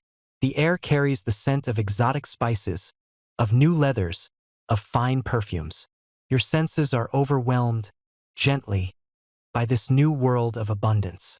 It's a quiet revolution, transforming your simple, hardy life into something far richer, far more comfortable. You're still a Mongol, still a warrior of the steppe, but now your yurt might have a silk curtain, and your meals might feature a dash of cinnamon. Who knew conquering the world could be so convenient? The spiritual world of a Mongol is inherently tied to the land and the sky. You don't have towering cathedrals or intricate temples. Your sacred space is boundless. The vast, unending dome of the sky above you, the ground beneath your feet. This is your church, your mosque, your synagogue, all rolled into one. And at its heart is Tengri, the eternal blue sky. You learn early on that Tengri is not just a blue expanse. It is the ultimate power, the source of all life, wisdom, and destiny. It's the constant, silent witness to your nomadic existence. When the sun rises, painting the steppe in hues of orange and gold, you feel Tengri's gaze. When the stars blaze across the velvet night, so numerous they seem to spill from a great cosmic bag, you feel Tengri's immense presence. There's a profound simplicity to it, isn't there? No complicated theological debates, no endless interpretations of ancient texts, just sky. And sometimes you think it's a lot less stressful than trying to understand, say, modern tax codes. Your connection to the spiritual world is not just passive observation. It's active, deeply personal, and woven into the very fabric of your daily life. Every sunrise is a blessing, every storm a reminder of Tengri's power. You offer a sip of kumis, fermented mare's milk, to the four cardinal directions, to the sky, and to the earth before you drink. A small but significant gesture of respect and gratitude. It's a way of saying, thank you for the sustenance, thank you for this breath, thank you for this vast, beautiful, sometimes utterly unforgiving world. This isn't a religion you go to, it's a religion you live in. Your yurt, humble as it is arranged with spiritual significance. The smoke hole at the top, the tuno, isn't just for ventilation. It's a direct conduit to Tengri, a chimney for your prayers and offerings to ascend. The central hearth, the galampt, is sacred, representing the family's continuity and connection to the earth spirits. You never step on the threshold of a yurt, for it is believed to be where the protective spirits reside. It's like a built-in spiritual etiquette guide, really. No need for a laminated card. The spiritual guides in your world are the shamans, or Buz and Udgans, male and female shamans, respectively. They are the intermediaries, the ones who can bridge the gap between the visible world and the invisible realm of spirits, the Tengri, not the supreme Tengri, but a broader category of sky spirits, the earth spirits, ***, and the ancestors.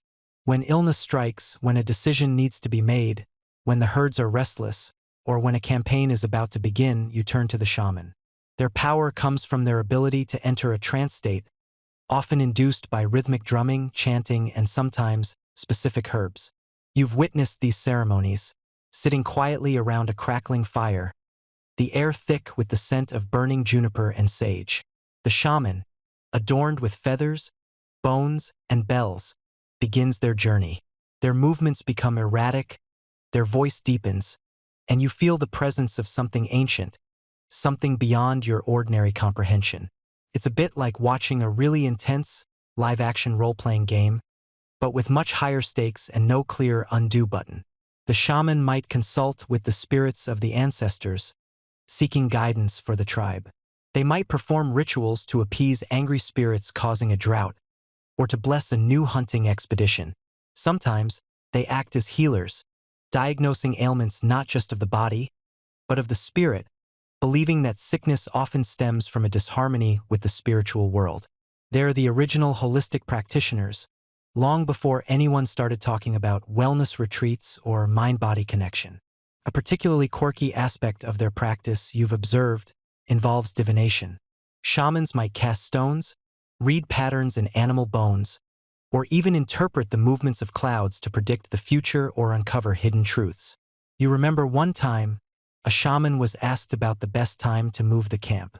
After much chanting and staring intently at a sheep's shoulder blade, he declared with absolute conviction that the spirits advised waiting until the next full moon, unless, of course, he added with a twinkle in his eye, a particularly stubborn goat decides to wander off before then. You suspected that last part was just to cover his bases, but everyone nodded solemnly. The shamans also play a crucial role in ensuring the well-being of the land itself. You understand that the earth is not just dirt. It is a living entity, filled with spirits. Sacred trees, mountains, and rivers are places of power, and you treat them with utmost respect. You never pollute a spring, never break a branch unnecessarily, never disturb a burial mound. To do so would be to offend the spirits of the land and bring misfortune upon your people. It's an environmental consciousness born not of scientific understanding, but of deep spiritual reverence. This reverence for nature is also why you feel so connected to the animals around you. Horses, of course, are paramount, almost sacred companions. But even the wolves, the eagles, the marmots, they are all part of the grand tapestry woven by Tingri. You hunt for survival, but never for sport, always offering a prayer of thanks to the spirit of the animal. It's a very practical spirituality, focused on balance and reciprocity. You take, but you also give back, or at least acknowledge the gift. As the empire expands, you witness the introduction of new religions: Buddhism, Christianity, Nestorianism, specifically, and Islam. Genghis Khan, while deeply rooted in Tengrism, famously adopted a policy of religious tolerance. Historians still debate the exact theological structure of Tengrism, questioning whether it was truly monotheistic with Tingri as the sole supreme deity, or more of a henotheistic system where Tingri presided over a pantheon of other spirits. Regardless, this ingrained tolerance, perhaps stemming from a belief that all paths ultimately acknowledge a higher power, became a hallmark of the Mongol Empire. You see Buddhist monks with their shaved heads and saffron robes, Christian priests with their crosses, and Muslim imams with their calls to prayer. They are all welcome, as long as they pray for the Khan and do not disturb the peace.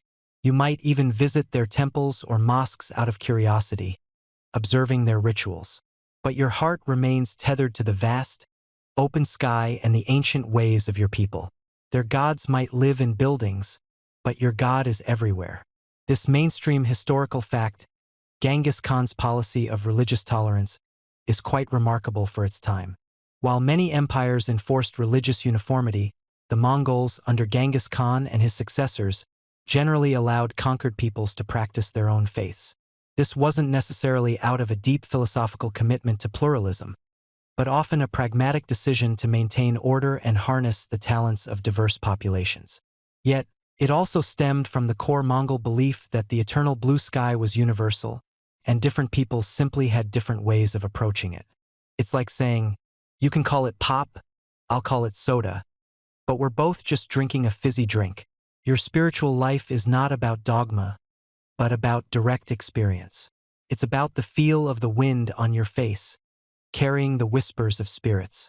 It's about the vast silence of the steppe that allows you to hear the beating of your own heart and the distant thrum of the earth. It's about the deep, abiding respect for the natural world that sustains you.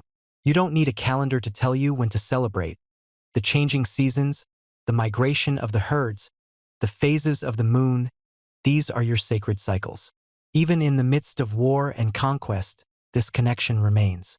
Before a battle, shamans might perform rituals, offering sacrifices to Tengri for victory. You carry amulets or small effigies of protective spirits, ongans, with you, believing they offer protection and good fortune. They might be simple felt dolls, or small carved figures, imbued with spiritual power through shamanic rites. It's a bit like having a lucky charm, but instead of a rabbit's foot, it's a miniature, felt version of your great-great-aunt's favorite horse spirit. The spiritual understanding of your world provides a profound sense of meaning and order. You are not adrift in a chaotic universe. You are part of a grand design, guided by the eternal blue sky and surrounded by a vibrant world of spirits.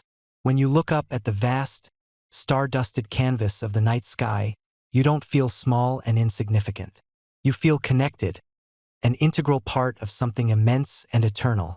And in the quiet solitude of the steppe, under that endless blue, you find a peace that transcends the clamor of conquest and the demands of empire. It's a peace that whispers, everything is as it should be, under the watchful eye of Tingri. As the sun dips below the horizon, painting the vast steppe in hues of fire and deep indigo, the chill begins to creep in. You pull your deal tighter. The thick felt a familiar comfort against the evening air. The day's tasks are done, the herds are settled. The cooking fire is burning low, and the aroma of simmering mutton and wild herbs wafts from your yurt. Now, as the stars begin to prickle the endless black canvas above, is when the true heart of Mongol life awakens, not in the thrum of battle or the bustle of trade, but in the quiet, resonant hum of shared stories and ancient melodies. You settle onto the soft felt floor inside the yurt, perhaps leaning against a sturdy wooden support, the warmth of the central hearth a gentle embrace. Outside, the wind might whisper its own tales through the tall grass, But inside, human voices take over. For a people constantly on the move, with few written records accessible to the common person, your culture isn't etched in stone or bound in books. It lives and breathes in the spoken word, passed from elder to child, from generation to generation, like a precious, invisible thread connecting you to every Mongol who has ever lived. Think of it, if you will, like the ultimate multi-generational podcast, but completely live with no pause button and definitely no ads for mattress companies. It's here, around the crackling fire, that the epic oral histories unfurl. You might hear the sagas of legendary heroes, men and women of immense strength and cunning who shaped the very land you stand on. These aren't just bedtime stories. They're your history lessons, your moral compass, your entertainment, and your connection to the spirit of the steppe. And then, of course, there's the secret history of the Mongols. This isn't just a story. It's the story. You hear it recounted in hushed, reverent tones, not perhaps from a single authoritative text, but through snippets and verses that circulate through the clans. It tells of the very origins of your people, of Borte Chino, the Grey Wolf, and Goa Merrill, the fallow doe, who are said to be the ancestors of all Mongols. But most importantly, it chronicles the miraculous rise of Temujin, the boy who would become Genghis Khan. You hear about his struggles, his betrayals, his moments of despair, and his ultimate triumph in uniting the warring tribes under a single, formidable banner. It's a narrative of astonishing detail, brimming with names and places, battles and cunning strategies, and the very words of Genghis Khan himself. This isn't just a tale. It's the foundational epic of your unified nation, a profound source of identity and pride. Indeed, the secret history of the Mongols is considered by modern scholars to be the oldest surviving literary work in the Mongolian language, offering an unparalleled glimpse into the early empire. As the narrator, often an elder with a voice seasoned by countless retellings, pauses for a breath, you can almost feel the weight of history in the air. The silence is profound, broken only by the gentle hiss of the fire and the distant bleating of a sheep. And if you happen to nod off for a second, don't worry, the hero was probably still wrestling that same giant wolf. These stories had staying power, let me tell you. But it's not just the spoken word that fills the yurt with life. Music, too, is woven into the very fabric of your existence. And when you think of Mongol music, your mind immediately goes to the morin kur, the horsehead fiddle. It's an instrument so deeply connected to your nomadic soul. It's almost an extension of the steppe itself. You watch as a musician, perhaps your uncle, takes up the two-stringed instrument, its carved horsehead finial gazing out like a silent sentinel. As the bow, strung with horsehair, glides across the strings, also made of horsehair, a sound emerges that is utterly unique. It's said to mimic the whinny of a horse, the whisper of the wind across the grasslands, and the deep, resonant call of a herd. It can be mournful and haunting, or lively and spirited, accompanying tales of epic journeys or the simple rhythms of daily life. There's a beautiful, slightly quirky legend that the morin kur was created from the bones and hair of a beloved horse, imbuing it with the animal's spirit, which explains its evocative, almost living sound. And then there's the voice, not just singing but kumiai or throat singing. Imagine hearing a single person produce two, sometimes even three, distinct notes simultaneously. A low, guttural rumble serving as the bass, while higher, whistling overtones float above it. It's a sound that seems to emanate from the very core of the earth, resonating deep in your chest. You close your eyes and listen, feeling the vibrations, as if the singer is channeling the very landscape, the rushing river, the howling wind, the distant thunder.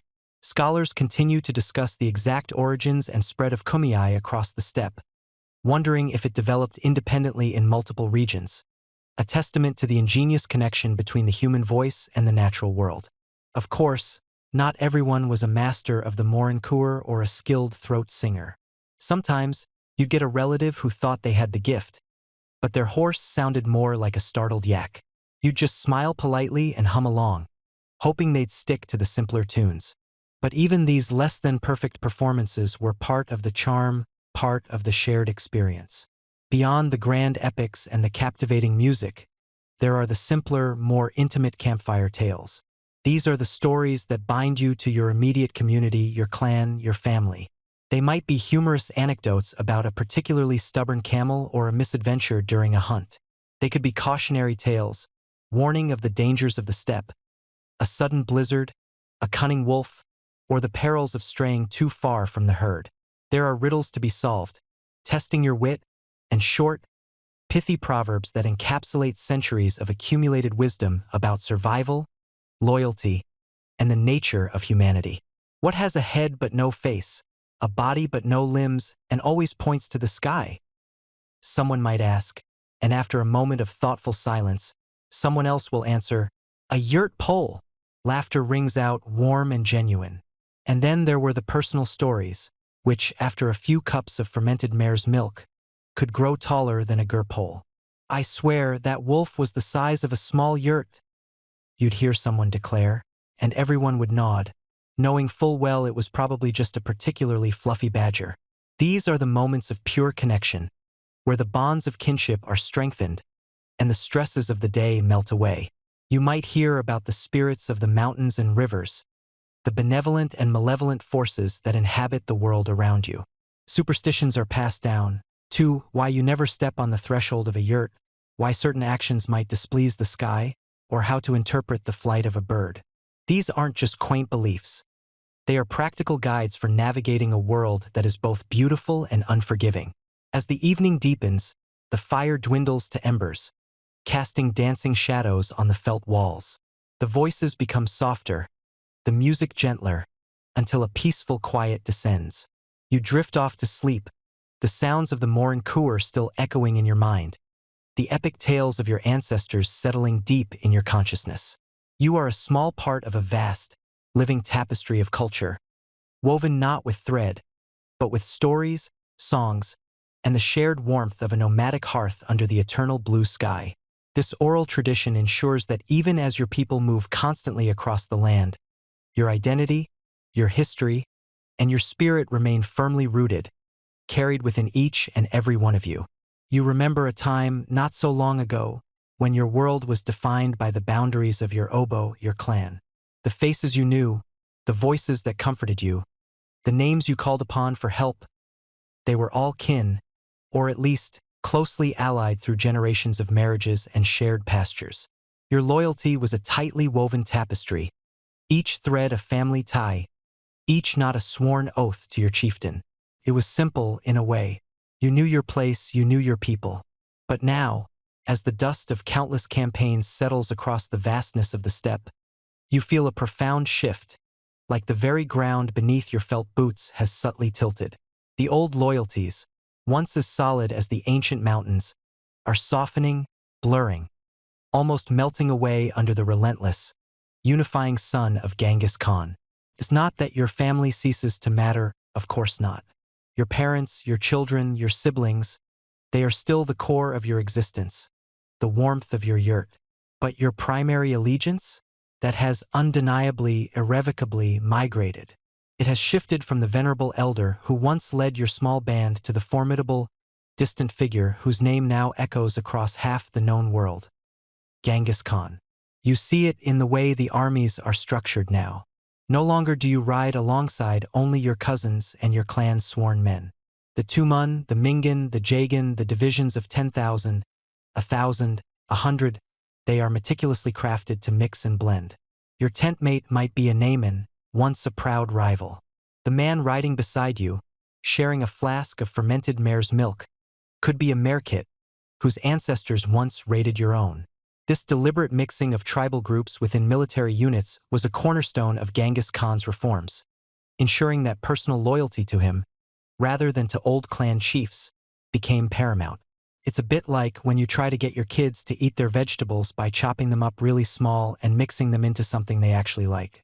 Except here, the vegetables were millennia-old rivalries, and the something they like was power, wealth, and the sheer, exhilarating momentum of conquest. This wasn't just about breaking old bonds. It was about forging new ones. You are no longer merely a member of the Taikiad or the Kariad or the Mongol proper. You are a Mongol. The very word, once just the name of one powerful tribe, has been elevated, expanded, stretched to encompass everyone who rides under the Great Khan's banner. It's a collective identity, a brand new, overarching loyalty that transcends the petty squabbles of the past. It's like your clan used to be a local football team, and now you've all been drafted onto a national super team, and frankly, the uniform looks much better. The Yassa, the Great Law, plays a crucial role in this transformation. It's not just a set of rules. It's the legal glue that binds this new identity. It decrees that all are equal before the Khan's justice, regardless of their former tribal standing. It punishes theft, betrayal, and desertion with brutal efficiency. But it also rewards loyalty, courage, and merit, no matter your lineage. You see men from humble backgrounds, who showed exceptional skill or unwavering devotion, rise to positions of immense power, overseeing vast territories or commanding large armies. This meritocracy, radical for its time, further erodes the old aristocratic tribal hierarchies.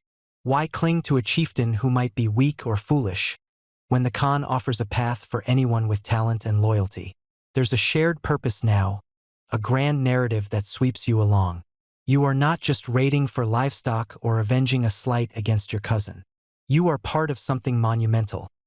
The unification of the steppe, the conquest of lands beyond your wildest dreams, the establishment of a new world order. You are building an empire. This collective ambition, this shared destiny, is a powerful adhesive. When you stand shoulder to shoulder with men from a dozen different former tribes, preparing to charge into battle against the Jurchens or the Khwarezmians, you realize that your common enemy is no longer the fellow nomad across the valley, but the settled peoples who stand in the way of your Khan's vision. The shared experience of war, the hardships endured together, the victories celebrated as one, these are the crucible in which the new Mongol identity is forged. You've seen comrades, men you once might have considered enemies, save your life on the battlefield. You've shared meager rations, huddled together against blizzards, and seen the terror in their eyes, just as they've seen it in yours. Such moments strip away the superficial differences of tribal markers and reveal the common humanity, the shared purpose. This concept of noker, or companions, loyal followers chosen for their merit rather than their kinship, became a powerful social bond, often superseding traditional blood ties. It's a bond stronger than any blood oath, tempered by fire and steel, and the spoils of war, the sheer, unimaginable wealth that flows back to the steppe. Fine silks from China, intricate metalwork from Persia, jewels, gold, silver, things you once only dreamed of or heard whispered about in travelers' tales. This shared prosperity, distributed according to the Khan's decree, reinforces the idea that this new way, this unified identity, is vastly superior to the old, fragmented existence of constant internecine warfare. Why fight your neighbor over a handful of sheep when, by working together, you can acquire entire cities? It's a compelling argument, especially when you're riding home with a saddlebag heavier than your own weight in loot. The spiritual landscape shifts too. While Tengrism, the worship of the eternal blue sky, remains central, the Khan himself becomes a quasi-divine figure, an embodiment of heaven's will on earth. His success is seen as proof of divine favor. To serve the Khan is to serve heaven itself. This elevates his authority beyond mere military might or political acumen. It imbues your loyalty with a spiritual dimension, making it not just a practical choice, but a sacred duty. You pray to Tengri, but you act for the Khan. It's a subtle but powerful reorientation of your spiritual compass. Historians still argue whether this newfound unity was primarily driven by fear of Genghis Khan's iron will, the promise of shared spoils, or a genuine, evolving sense of national identity. Was it a pragmatic alliance of convenience, or a true cultural transformation? From your perspective, living through it, it feels like a complex tapestry woven from all these threads. There is certainly fear. The Khan's justice is swift and absolute. There is undeniable greed. The promise of wealth is a powerful motivator. But there is also a burgeoning sense of pride, a feeling of being part of something truly unique and unstoppable. You are no longer a small fish in a vast, dangerous pond. You are a vital cell in the body of a leviathan. You find yourself speaking a more uniform dialect of Mongol, the differences between tribal tongues smoothing out as you interact daily with people from every corner of the steppe. New songs emerge, not just of clan heroes, but of the great Khan, of the grand campaigns of the unified Mongol nation. The campfire tales, once localized to your own clan's history, now encompass the sweep of the empire, tales of distant cities and strange peoples you've encountered. You hear stories of the great siege of Samarkand or the vast plains of Hungary, not as distant rumors, but as shared experiences, even if you weren't personally there. You are part of the same grand story. The symbols of this new identity are everywhere. The Khan's banners, the distinctive conical hats of the Mongol warriors, the shared language of command on the battlefield, the unified structure of the Tumen. All these reinforce the idea that you are part of something new, something grander. Even the very act of moving together, thousands upon thousands of riders and their herds, a living river flowing across the land, instills a sense of shared purpose and identity. It's hard to feel like a mere member of a small clan when you're one of 100,000 horsemen thundering across the plains, united by a single will. It's a subtle but profound shift in your psyche. You still love your family, you still cherish the traditions of your ancestors, but your primary allegiance has expanded, matured. You are a Mongol, and that, you realize, means something entirely different than it did just a few decades ago. It means you are part of an unprecedented collective destiny, a force that has reshaped the world, and will continue to do so for generations to come. The old world of fragmented tribes is gone, swept away by the winds of change that blow from the eternal blue sky, guided by the will of Genghis Khan. And you, a former member of a small, forgotten clan, are now part of the very fabric of this new, formidable entity. It's a strange, exhilarating, and sometimes terrifying thing to witness and to be a part of. The world feels both smaller and infinitely larger all at once. You breathe a different air now, don't you? The clang of swords has faded, mostly, replaced by the jingle of camel bells and the rhythmic thud of hooves on packed earth. The vast, terrifying, unifying force of Genghis Khan's conquests has settled, like a colossal dust cloud, revealing a new landscape beneath. This is the Pax Mongolica, the Mongol peace. And before you drift off, let's explore what that really meant for you, a Mongol citizen, and for the world. Now, don't misunderstand. This wasn't peace in the sense of everyone holding hands and singing kumbaya. Oh no, far from it. This was the peace that comes from absolute, undeniable authority. Imagine a colossal hand pressing down on the squabbling, fragmented lands of Eurasia. That hand is the Khan. And under its immense, sometimes crushing weight, things simply stop squabbling. It's like when your little siblings are fighting over a toy, and then a grown-up just walks in, takes the toy, and suddenly everyone is very, very quiet. That kind of peace, enforced, effective, and, for many, surprisingly beneficial. Before the Khan, the ancient Silk Road, that legendary network of trade routes connecting east and west, was less a road and more a series of very expensive, very dangerous detours. Picture it, you're a merchant, maybe loaded down with precious silks from Chang'an, trying to get them to Baghdad. Every few miles, it felt like a new warlord popped up, demanding tolls. Bandits lurked behind every dune, eager to relieve you of your cargo, and perhaps your life. Kingdoms rose and fell, cutting off routes, forcing you to take circuitous, perilous paths through deserts or mountains. It was less about trade and more about extreme adventuring with very high stakes. You needed more than just a good accountant. You needed a small army and a very large dose of luck. Honestly, it was a logistical nightmare, like trying to deliver a pizza across 3 different countries, each with its own customs official and a gang of hungry, armed teenagers waiting at the border. But then the Mongols arrived, and having conquered everything in their path, they now, quite literally, owned the path. And they had a very vested interest in keeping it open.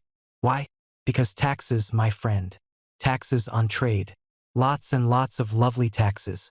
Their method was surprisingly simple and brutally effective. If you messed with a merchant, you messed with the Khan. And messing with the Khan was, shall we say, a career-limiting move. Often, a life-ending one. The Yassa, Genghis Khan's great code of law, was applied with an iron fist across the vast empire. It meant a merchant from Persia could trade in China, knowing the rules were the same, and that justice, if needed, would be swift and severe. You begin to see it with your own eyes. The sheer, incredible volume of caravans. No longer small, cautious groups, but long, snaking lines of camels, stretching for miles across the plains, laden with treasures. The dry, dusty air now carries the rhythmic creak of saddles, the soft, rhythmic pad of camel feet, and the murmur of many languages. You might catch the exotic scent of spices from India, the rich, earthy aroma of tea from China, the sweet perfume of frankincense from Arabia, or the sharp tang of leather from Central Asia. It's a symphony of commerce, a living, breathing artery of the world. From the east, you see silks, so fine they feel like spun air, delicate porcelain that chimes like bells, jade carved with incredible artistry, precious tea, and gleaming lacquerware. From the west, you see glinting gold and silver, intricate carpets, sturdy horses, shimmering glass, finely woven textiles, and rich wines. But it wasn't just goods. Oh no, the true marvel was the flow of ideas. Scientific knowledge, religious texts from diverse faiths, Christian, Buddhist, Muslim, Jewish philosophical concepts, technological innovations like printing, gunpowder, and even the concept of paper money, all traveled along these newly secured routes. It's like the Mongols became the world's first super-efficient logistics company. They didn't just conquer, they delivered. Imagine getting your artisanal Chinese tea delivered to your yurt in Persia. No pesky bandits required. It was the ultimate Prime membership, except instead of a monthly fee, the membership cost was, well, a bit more enforced. For merchants, this was a golden age. They could travel thousands of miles with unprecedented safety, reducing their risks, lowering their costs, and dramatically increasing their profits. You see them, these hardy traders, often afforded diplomatic protection, sometimes even carrying special travel passes or paises, decorated tablets of authority that announced their official status. It was quite revolutionary. Some accounts suggest that merchants engaged in legitimate trade were considered part of the Ulus, the Mongol people under the Khan's protection, regardless of their origin. It fostered a cosmopolitan spirit, too. You might see a Nestorian Christian monk chatting animatedly with a Buddhist lama, or an Italian merchant haggling good-naturedly with a Chinese official in a bustling caravanserai. The world was truly connecting person to person, idea to idea. But how did the Khan govern such a vast, sprawling empire? How did he send orders, receive intelligence, move troops, and communicate rapidly across continents, long before the invention of the telegraph, let alone the internet? That brings us to the marvel of the yam. This was the Mongols' nervous system, essential for administering their colossal domain. It was a network of relay stations called yams, or jam in some spellings, that dotted the empire like beads on a string, spaced about 20 to 30 miles apart. Roughly a day's ride for a fast horse. Each yam station was a mini fortress of efficiency. It had fresh horses, food, and lodging ready for official messengers, known as yamchis, and any other authorized travelers. The yamchis themselves were a sight to behold. These riders were dedicated, often riding at breakneck speed, changing horses at each station with astonishing alacrity, sometimes barely even dismounting. They were the original express delivery service, but with way more horsepower. Literally, this system was incredibly efficient. A message could travel up to 200 to 300 miles a day, allowing news and orders to traverse the empire faster than any previous system known to humankind. Marco Polo, that famous Venetian traveler who served Kublai Khan, marveled at its speed and organization, describing it in his chronicles with awe. For him, it was a testament to the Khan's power and ingenuity. To use the yam, you needed your pesa.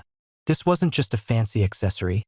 It was your VIP pass, your official ID, your all-access badge.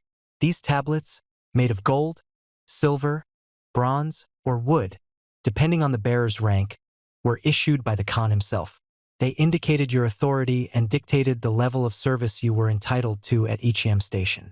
A heavy gold pesa meant you were super important, probably a Khan's envoy, and you got the best horses, the finest food, and immediate service. Without one, you were just another traveler, maybe a bandit, definitely not getting fresh horses. It was the ultimate don't leave home without it item for anyone serious about getting places fast. You would hear the thundering hooves approaching a yam station, growing louder and louder until a rider would burst into view, a blur of motion.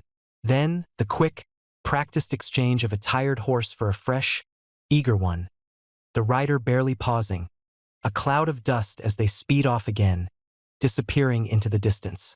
The air at these stations often smelled of horse sweat, dry straw, and perhaps a cooking fire, a constant hum of activity. It was a well-oiled machine, powered by muscle and discipline. Forget dial-up. This was like the Mongol version of broadband internet, or maybe more accurately, a real-life, human-powered email system. You send a message, and a guy on a horse actually delivers it. No spam, just pure, unadulterated information flow. And if your message was urgent, they probably had a priority mail option, which simply meant the Yamchi just rode even faster. The impact of the Yam system was profound. It allowed for unprecedented centralized control. The Khan could react quickly to rebellions, coordinate military movements across vast distances, and govern his immense territories with an efficiency previously unimaginable. It facilitated intelligence gathering, allowing the Khan to keep tabs on his far-flung generals and governors, ensuring loyalty and order. It was a critical tool for maintaining the cohesion of an empire that spanned continents. This peace, enforced by the sword and maintained by an iron grip, truly transformed the world. It wasn't just about goods. It was about the free flow of ideas, technologies, and even diseases, though we won't dwell on that last one just yet. It compressed the world, making it feel smaller, more interconnected, long before airplanes or the internet. The sheer scale and effectiveness of this Mongol-enforced global network are astounding.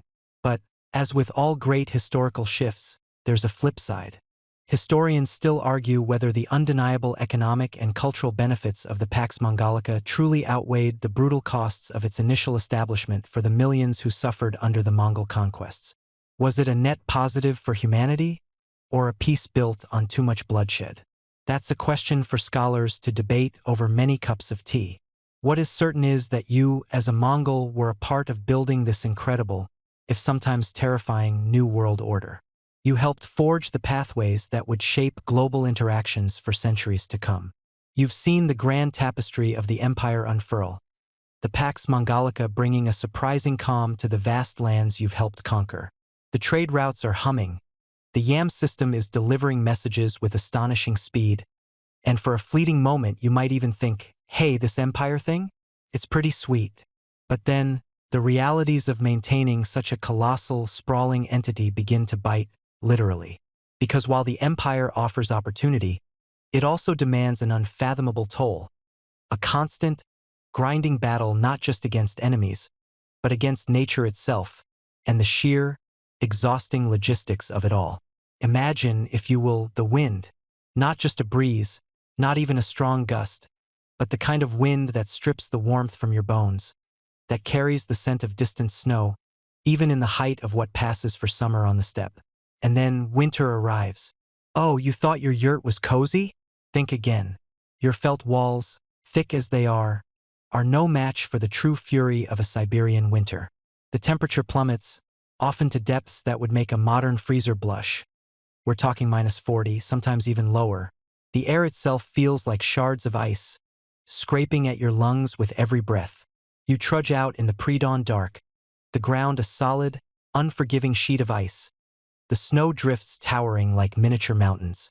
Your breath freezes instantly, turning your beard and eyelashes into a sparkling, icy fringe. The primary concern always is the livestock. Your entire existence, your family's survival, hinges on those animals. And the winter, the Zud as it's known, a Mongolian term for a particularly harsh winter that often involves a combination of drought, heavy snow, and extreme cold, is their greatest enemy.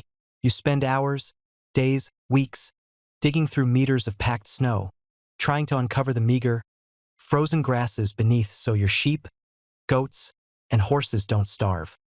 Just in case you were feeling too comfortable with your vast empire and all its riches. Because what good is a silk robe if your horse just froze solid? And it's not just the cold. It's the constant, gnawing hunger that settles in your stomach. The fresh meat from the autumn hunt is long gone, consumed or dried. Now you rely on borts, that incredibly tough, nutrient-dense dried meat, or perhaps some arrowal dried cheese curds that taste, well, they taste like survival.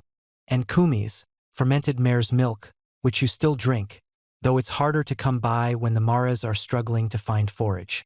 Your body aches constantly, a dull throb from the cold, the strenuous labor, and the sheer lack of consistent, warming food.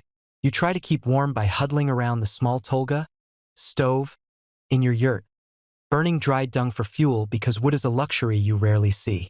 The smoke stings your eyes, but the warmth is a precious, fleeting comfort.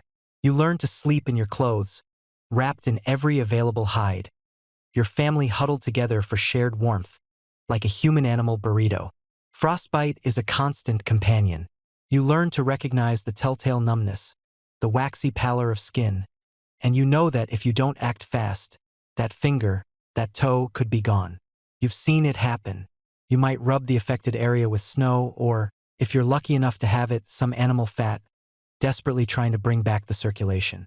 It's a testament to your resilience, and perhaps a touch of stubbornness, that you survive these winters year after year. Historians still argue whether the Zud played a more significant role in shaping Mongol military strategy and expansion than any single battlefield victory, forcing them to constantly seek new pastures and resources. It certainly made you appreciate a good spring thaw like nothing else. And then, just when you think you might finally get a moment to breathe, to mend your worn clothes and rest your aching bones, the call comes. Another campaign, another distant land. You're a warrior, yes, you're proud of that, but the constant demands of military service are relentless. You've seen your children grow from infants to young adults in the brief, precious intervals between deployments. Your wife manages the yurt, the herds, the children, the entire household, often for years on end, while you're off somewhere, perhaps fighting in Persia, or besieging a city in Rus, or facing the Song dynasty in the south. The sheer scale of these campaigns is mind-boggling. You're not just going down the road for a skirmish. You're embarking on journeys that span thousands of miles, across deserts, over mountains, through swamps. Your body becomes a finely tuned machine of endurance, but it's always on the brink of breaking. You ride for days, sometimes weeks, with little rest, sleeping in your saddle if you can manage it. Your horse, your most trusted companion, is also pushed to its limits, and you feel every one of its struggles as your own. You learn to eat on the move, to snatch sleep whenever and wherever you can, to ignore the constant chafing of your armor and the perpetual dust in your eyes. Logistics, my friend, are a nightmare. Feeding an army of tens of thousands, sometimes hundreds of thousands, plus their multiple mounts in hostile territory, that's not just a challenge. That's a full-time job for an entire logistical corps. You learn to appreciate the ingenious, if somewhat brutal, methods of resupply, living off the land, foraging, and, yes, taking what you need from conquered populations. You also carry dried rations, but they only go so far. Sometimes, when supplies are truly low, you might even resort to the quirky but effective practice of bleeding your own horse and drinking its blood, mixed with milk if available, for sustenance.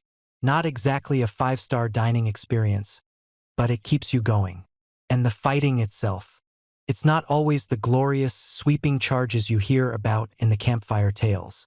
Often, it's long, grueling sieges, sitting outside a fortified city for months, sometimes years, enduring the elements, disease, and the occasional sortie from the desperate defenders. You learn to build siege engines, to dig tunnels, to endure the stench of unwashed bodies and the constant threat of arrows and boiling oil. You see your comrades fall, not just to enemy weapons, but to dysentery, to camp fever, to the sheer exhaustion that grinds down even the strongest warrior. You learn to harden your heart, to mourn quickly, and to keep moving forward. Because stopping, giving up, is not an option. The pressure is immense. You are part of an empire that demands absolute loyalty and constant readiness. Genghis Khan's directives, and later those of his successors, filtered down through the Ulu system, meaning your particular unit, your family, your clan, always had a quota to fill, a duty to perform. There was no sick day from empire building. If you were capable, you were expected to contribute. And this isn't a complaint, mind you, it's just the reality. You were forged in this fire, and it shaped you, but it also wore you down piece by piece. Even the administrative tasks that come with a vast empire, while bringing order, also bring their own burdens. You might be tasked with helping to supervise a new territory, ensuring tribute is collected, or maintaining peace between newly integrated peoples. This often means being away from the steppe, away from your familiar rhythms, immersed in cultures that are alien to you, with different customs, different languages, different foods. It's an education, certainly, but it's also isolating and demanding. You might miss the simplicity of your old life, the clear-cut rules of the clan, even as you appreciate the grander vision of the Khan.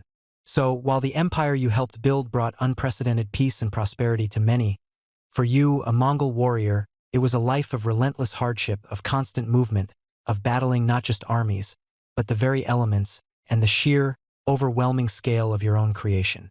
It's a paradox, isn't it? To be part of something so grand, yet to live a life so intimately acquainted with struggle. But then, that's just how it was for a Mongol under Genghis Khan.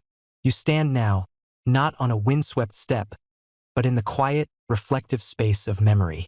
The dust of countless campaigns has settled. The echoes of battle cries have faded into the vast silence, and the scent of distant lands has mingled with the familiar aroma of smoke from your yurt's hearth. You look back, not just as a single soul, but as a living thread in the colossal tapestry of the Mongol Empire, a world-spanning entity that you, a humble rider, helped to weave. It's a strange feeling, this quiet contemplation. After a life lived at a gallop, you see the routes your people carved across the globe, not just with hooves and steel, but with ideas and shared knowledge. The Silk Roads, once perilous and fragmented, now pulse with life, a network of arteries carrying the very lifeblood of a connected world. You witness merchants, safe under the Pax Mongolica, the Mongol peace, traveling from the farthest reaches of China to the distant shores of Europe, their caravans laden with silks, spices, and an endless stream of fascinating new trinkets. It's a mainstream historical fact that this era saw an unprecedented boom in secure travel and trade. The sheer volume of goods and people moving across Eurasia was unlike anything seen before. You remember the early days, when a journey to the next valley felt like an epic expedition, fraught with danger. Now, you hear tales of men who have seen the great oceans to the west, and the lands where the sun rises in a perpetual blush. No more worrying about highwaymen, unless they were very, very brave highwaymen with a death wish and a strange love for a good throat-singing lullaby. The Yam postal system, which you helped to establish and maintain, becomes a marvel of efficiency. You recall the swift riders, changing horses at relay stations like a blur, carrying messages that bound the empire together. Your messages would fly across continents, sometimes faster than your neighbor could decide what to have for dinner, which, let's be honest, is still a challenge for some of us today. This wasn't just about military orders. It was about connecting disparate peoples, sharing news, and allowing knowledge to flow. You hear of innovations spreading with astonishing speed. The secrets of gunpowder and printing from the East, new astronomical observations, advanced mathematics, even the concept of paper money, all traveling along the very paths you helped to secure. It's a curious thought, isn't it, that a simple piece of paper could hold such value? But it did, and it helped facilitate trade on a scale unimaginable before. You see the cultural exchanges, the subtle shifts in the world's palette. New foods, new fashions, new forms of entertainment. Did you ever imagine that the simple playing cards, which you might have seen in Chinese courts, would travel west and become a ubiquitous pastime across Europe? It's a quirky little tidbit, but it speaks volumes about the quiet, pervasive nature of Mongol influence. You might even chuckle, remembering how some Europeans started wearing those oddly pointed hats, making you wonder if they'd finally realized the true aesthetic power of a good conical yurt roof. Your people, once seen as mere nomadic raiders, have become the architects of a new global consciousness. You brought together disparate peoples under a single, if sometimes iron, hand. You forced interaction, collaboration, and, eventually, a kind of mutual understanding. The empire may have been built on conquest, but its lasting legacy is often found in the bridges it built, the connections it forged between civilizations that had previously existed in relative isolation. You were part of something that fundamentally reshaped the map, not just politically, but intellectually and culturally. The Yassa, Genghis Khan's great code of law, continues to echo, even if its direct application fades in some corners. Its principles of loyalty, discipline, and meritocracy left an indelible mark on the governance of subsequent states. You see this influence in the Mamluks of Egypt, the later Ottoman Empire, and the Mughal dynasty in India, all adopting elements of Mongol administration, military organization, and even aspects of their courtly etiquette. The very idea of a unified, centralized authority governing vast territories was reinforced by the Mongol example. Yet, this legacy is not without its shadows. You remember the dust and the blood, the fear in the eyes of the conquered, the cities that fell silent. Historians still argue whether the Mongol invasions were ultimately a net positive for global development, considering the immediate destruction balanced against the long-term connectivity and cultural exchange they facilitated. You carry the weight of both, the pride of creation and the sorrow of destruction, within your own heart. It is the complex truth of your people's path. But as you look out, you see a world irrevocably changed. The very notion of a single, interconnected world, where ideas could travel faster than ever before, where different faiths and peoples could coexist, sometimes uneasily but coexist nonetheless. Within a vast political structure, this was the world you helped to forge. You see the descendants of your comrades, no longer solely defined by the steppe, but by the myriad roles they play in the empire's vast administration, in its bustling cities, and along its thriving trade routes. They are still Mongols, yes, but their identity has expanded, encompassing the breadth of the world they now inhabit. You were a warrior, a herder, a father, a mother, a son, a daughter. You were a part of the storm that swept across the world, but you were also part of the peace that followed. You helped to lay the foundations for an interconnectedness that would, centuries later, evolve into the globalized world we know. Your simple life, lived under the vast, eternal blue sky, contributed to something far grander and more enduring than you could have ever imagined in those early days, chasing marmots on the steppe. You were a brick in the wall, a thread in the loom, a single hoofbeat in the thunderous charge that reshaped human history. This is your legacy. It is etched into the very fabric of the world, a testament to the power of unity, discipline, and an unyielding will. It's a legacy that continues to resonate, even as the empire itself has long since fractured into successor states. The world remembers the Mongols, and you, in your quiet way, were one of them. You lived, you rode, you built, and you helped to create a new chapter in the human story. And now, as the last echoes of the steppe fade, and the vastness of the Mongol Empire settles into the quiet corners of your mind, feel the gentle pull of sleep. The epic journeys are over, the campaigns concluded, the grand legacy secured.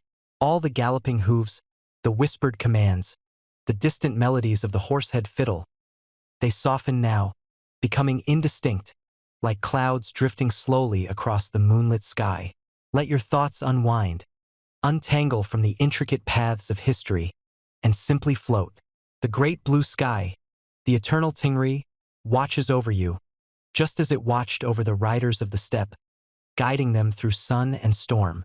Feel the soft, cool air as it settles around you, a comforting blanket. The stories of the past are safely tucked away, like treasures in a quiet yurt. You have traveled far, seen much, and now it is time for rest. Let your breath deepen, slow, and carry you gently into the quiet, peaceful darkness. All is well.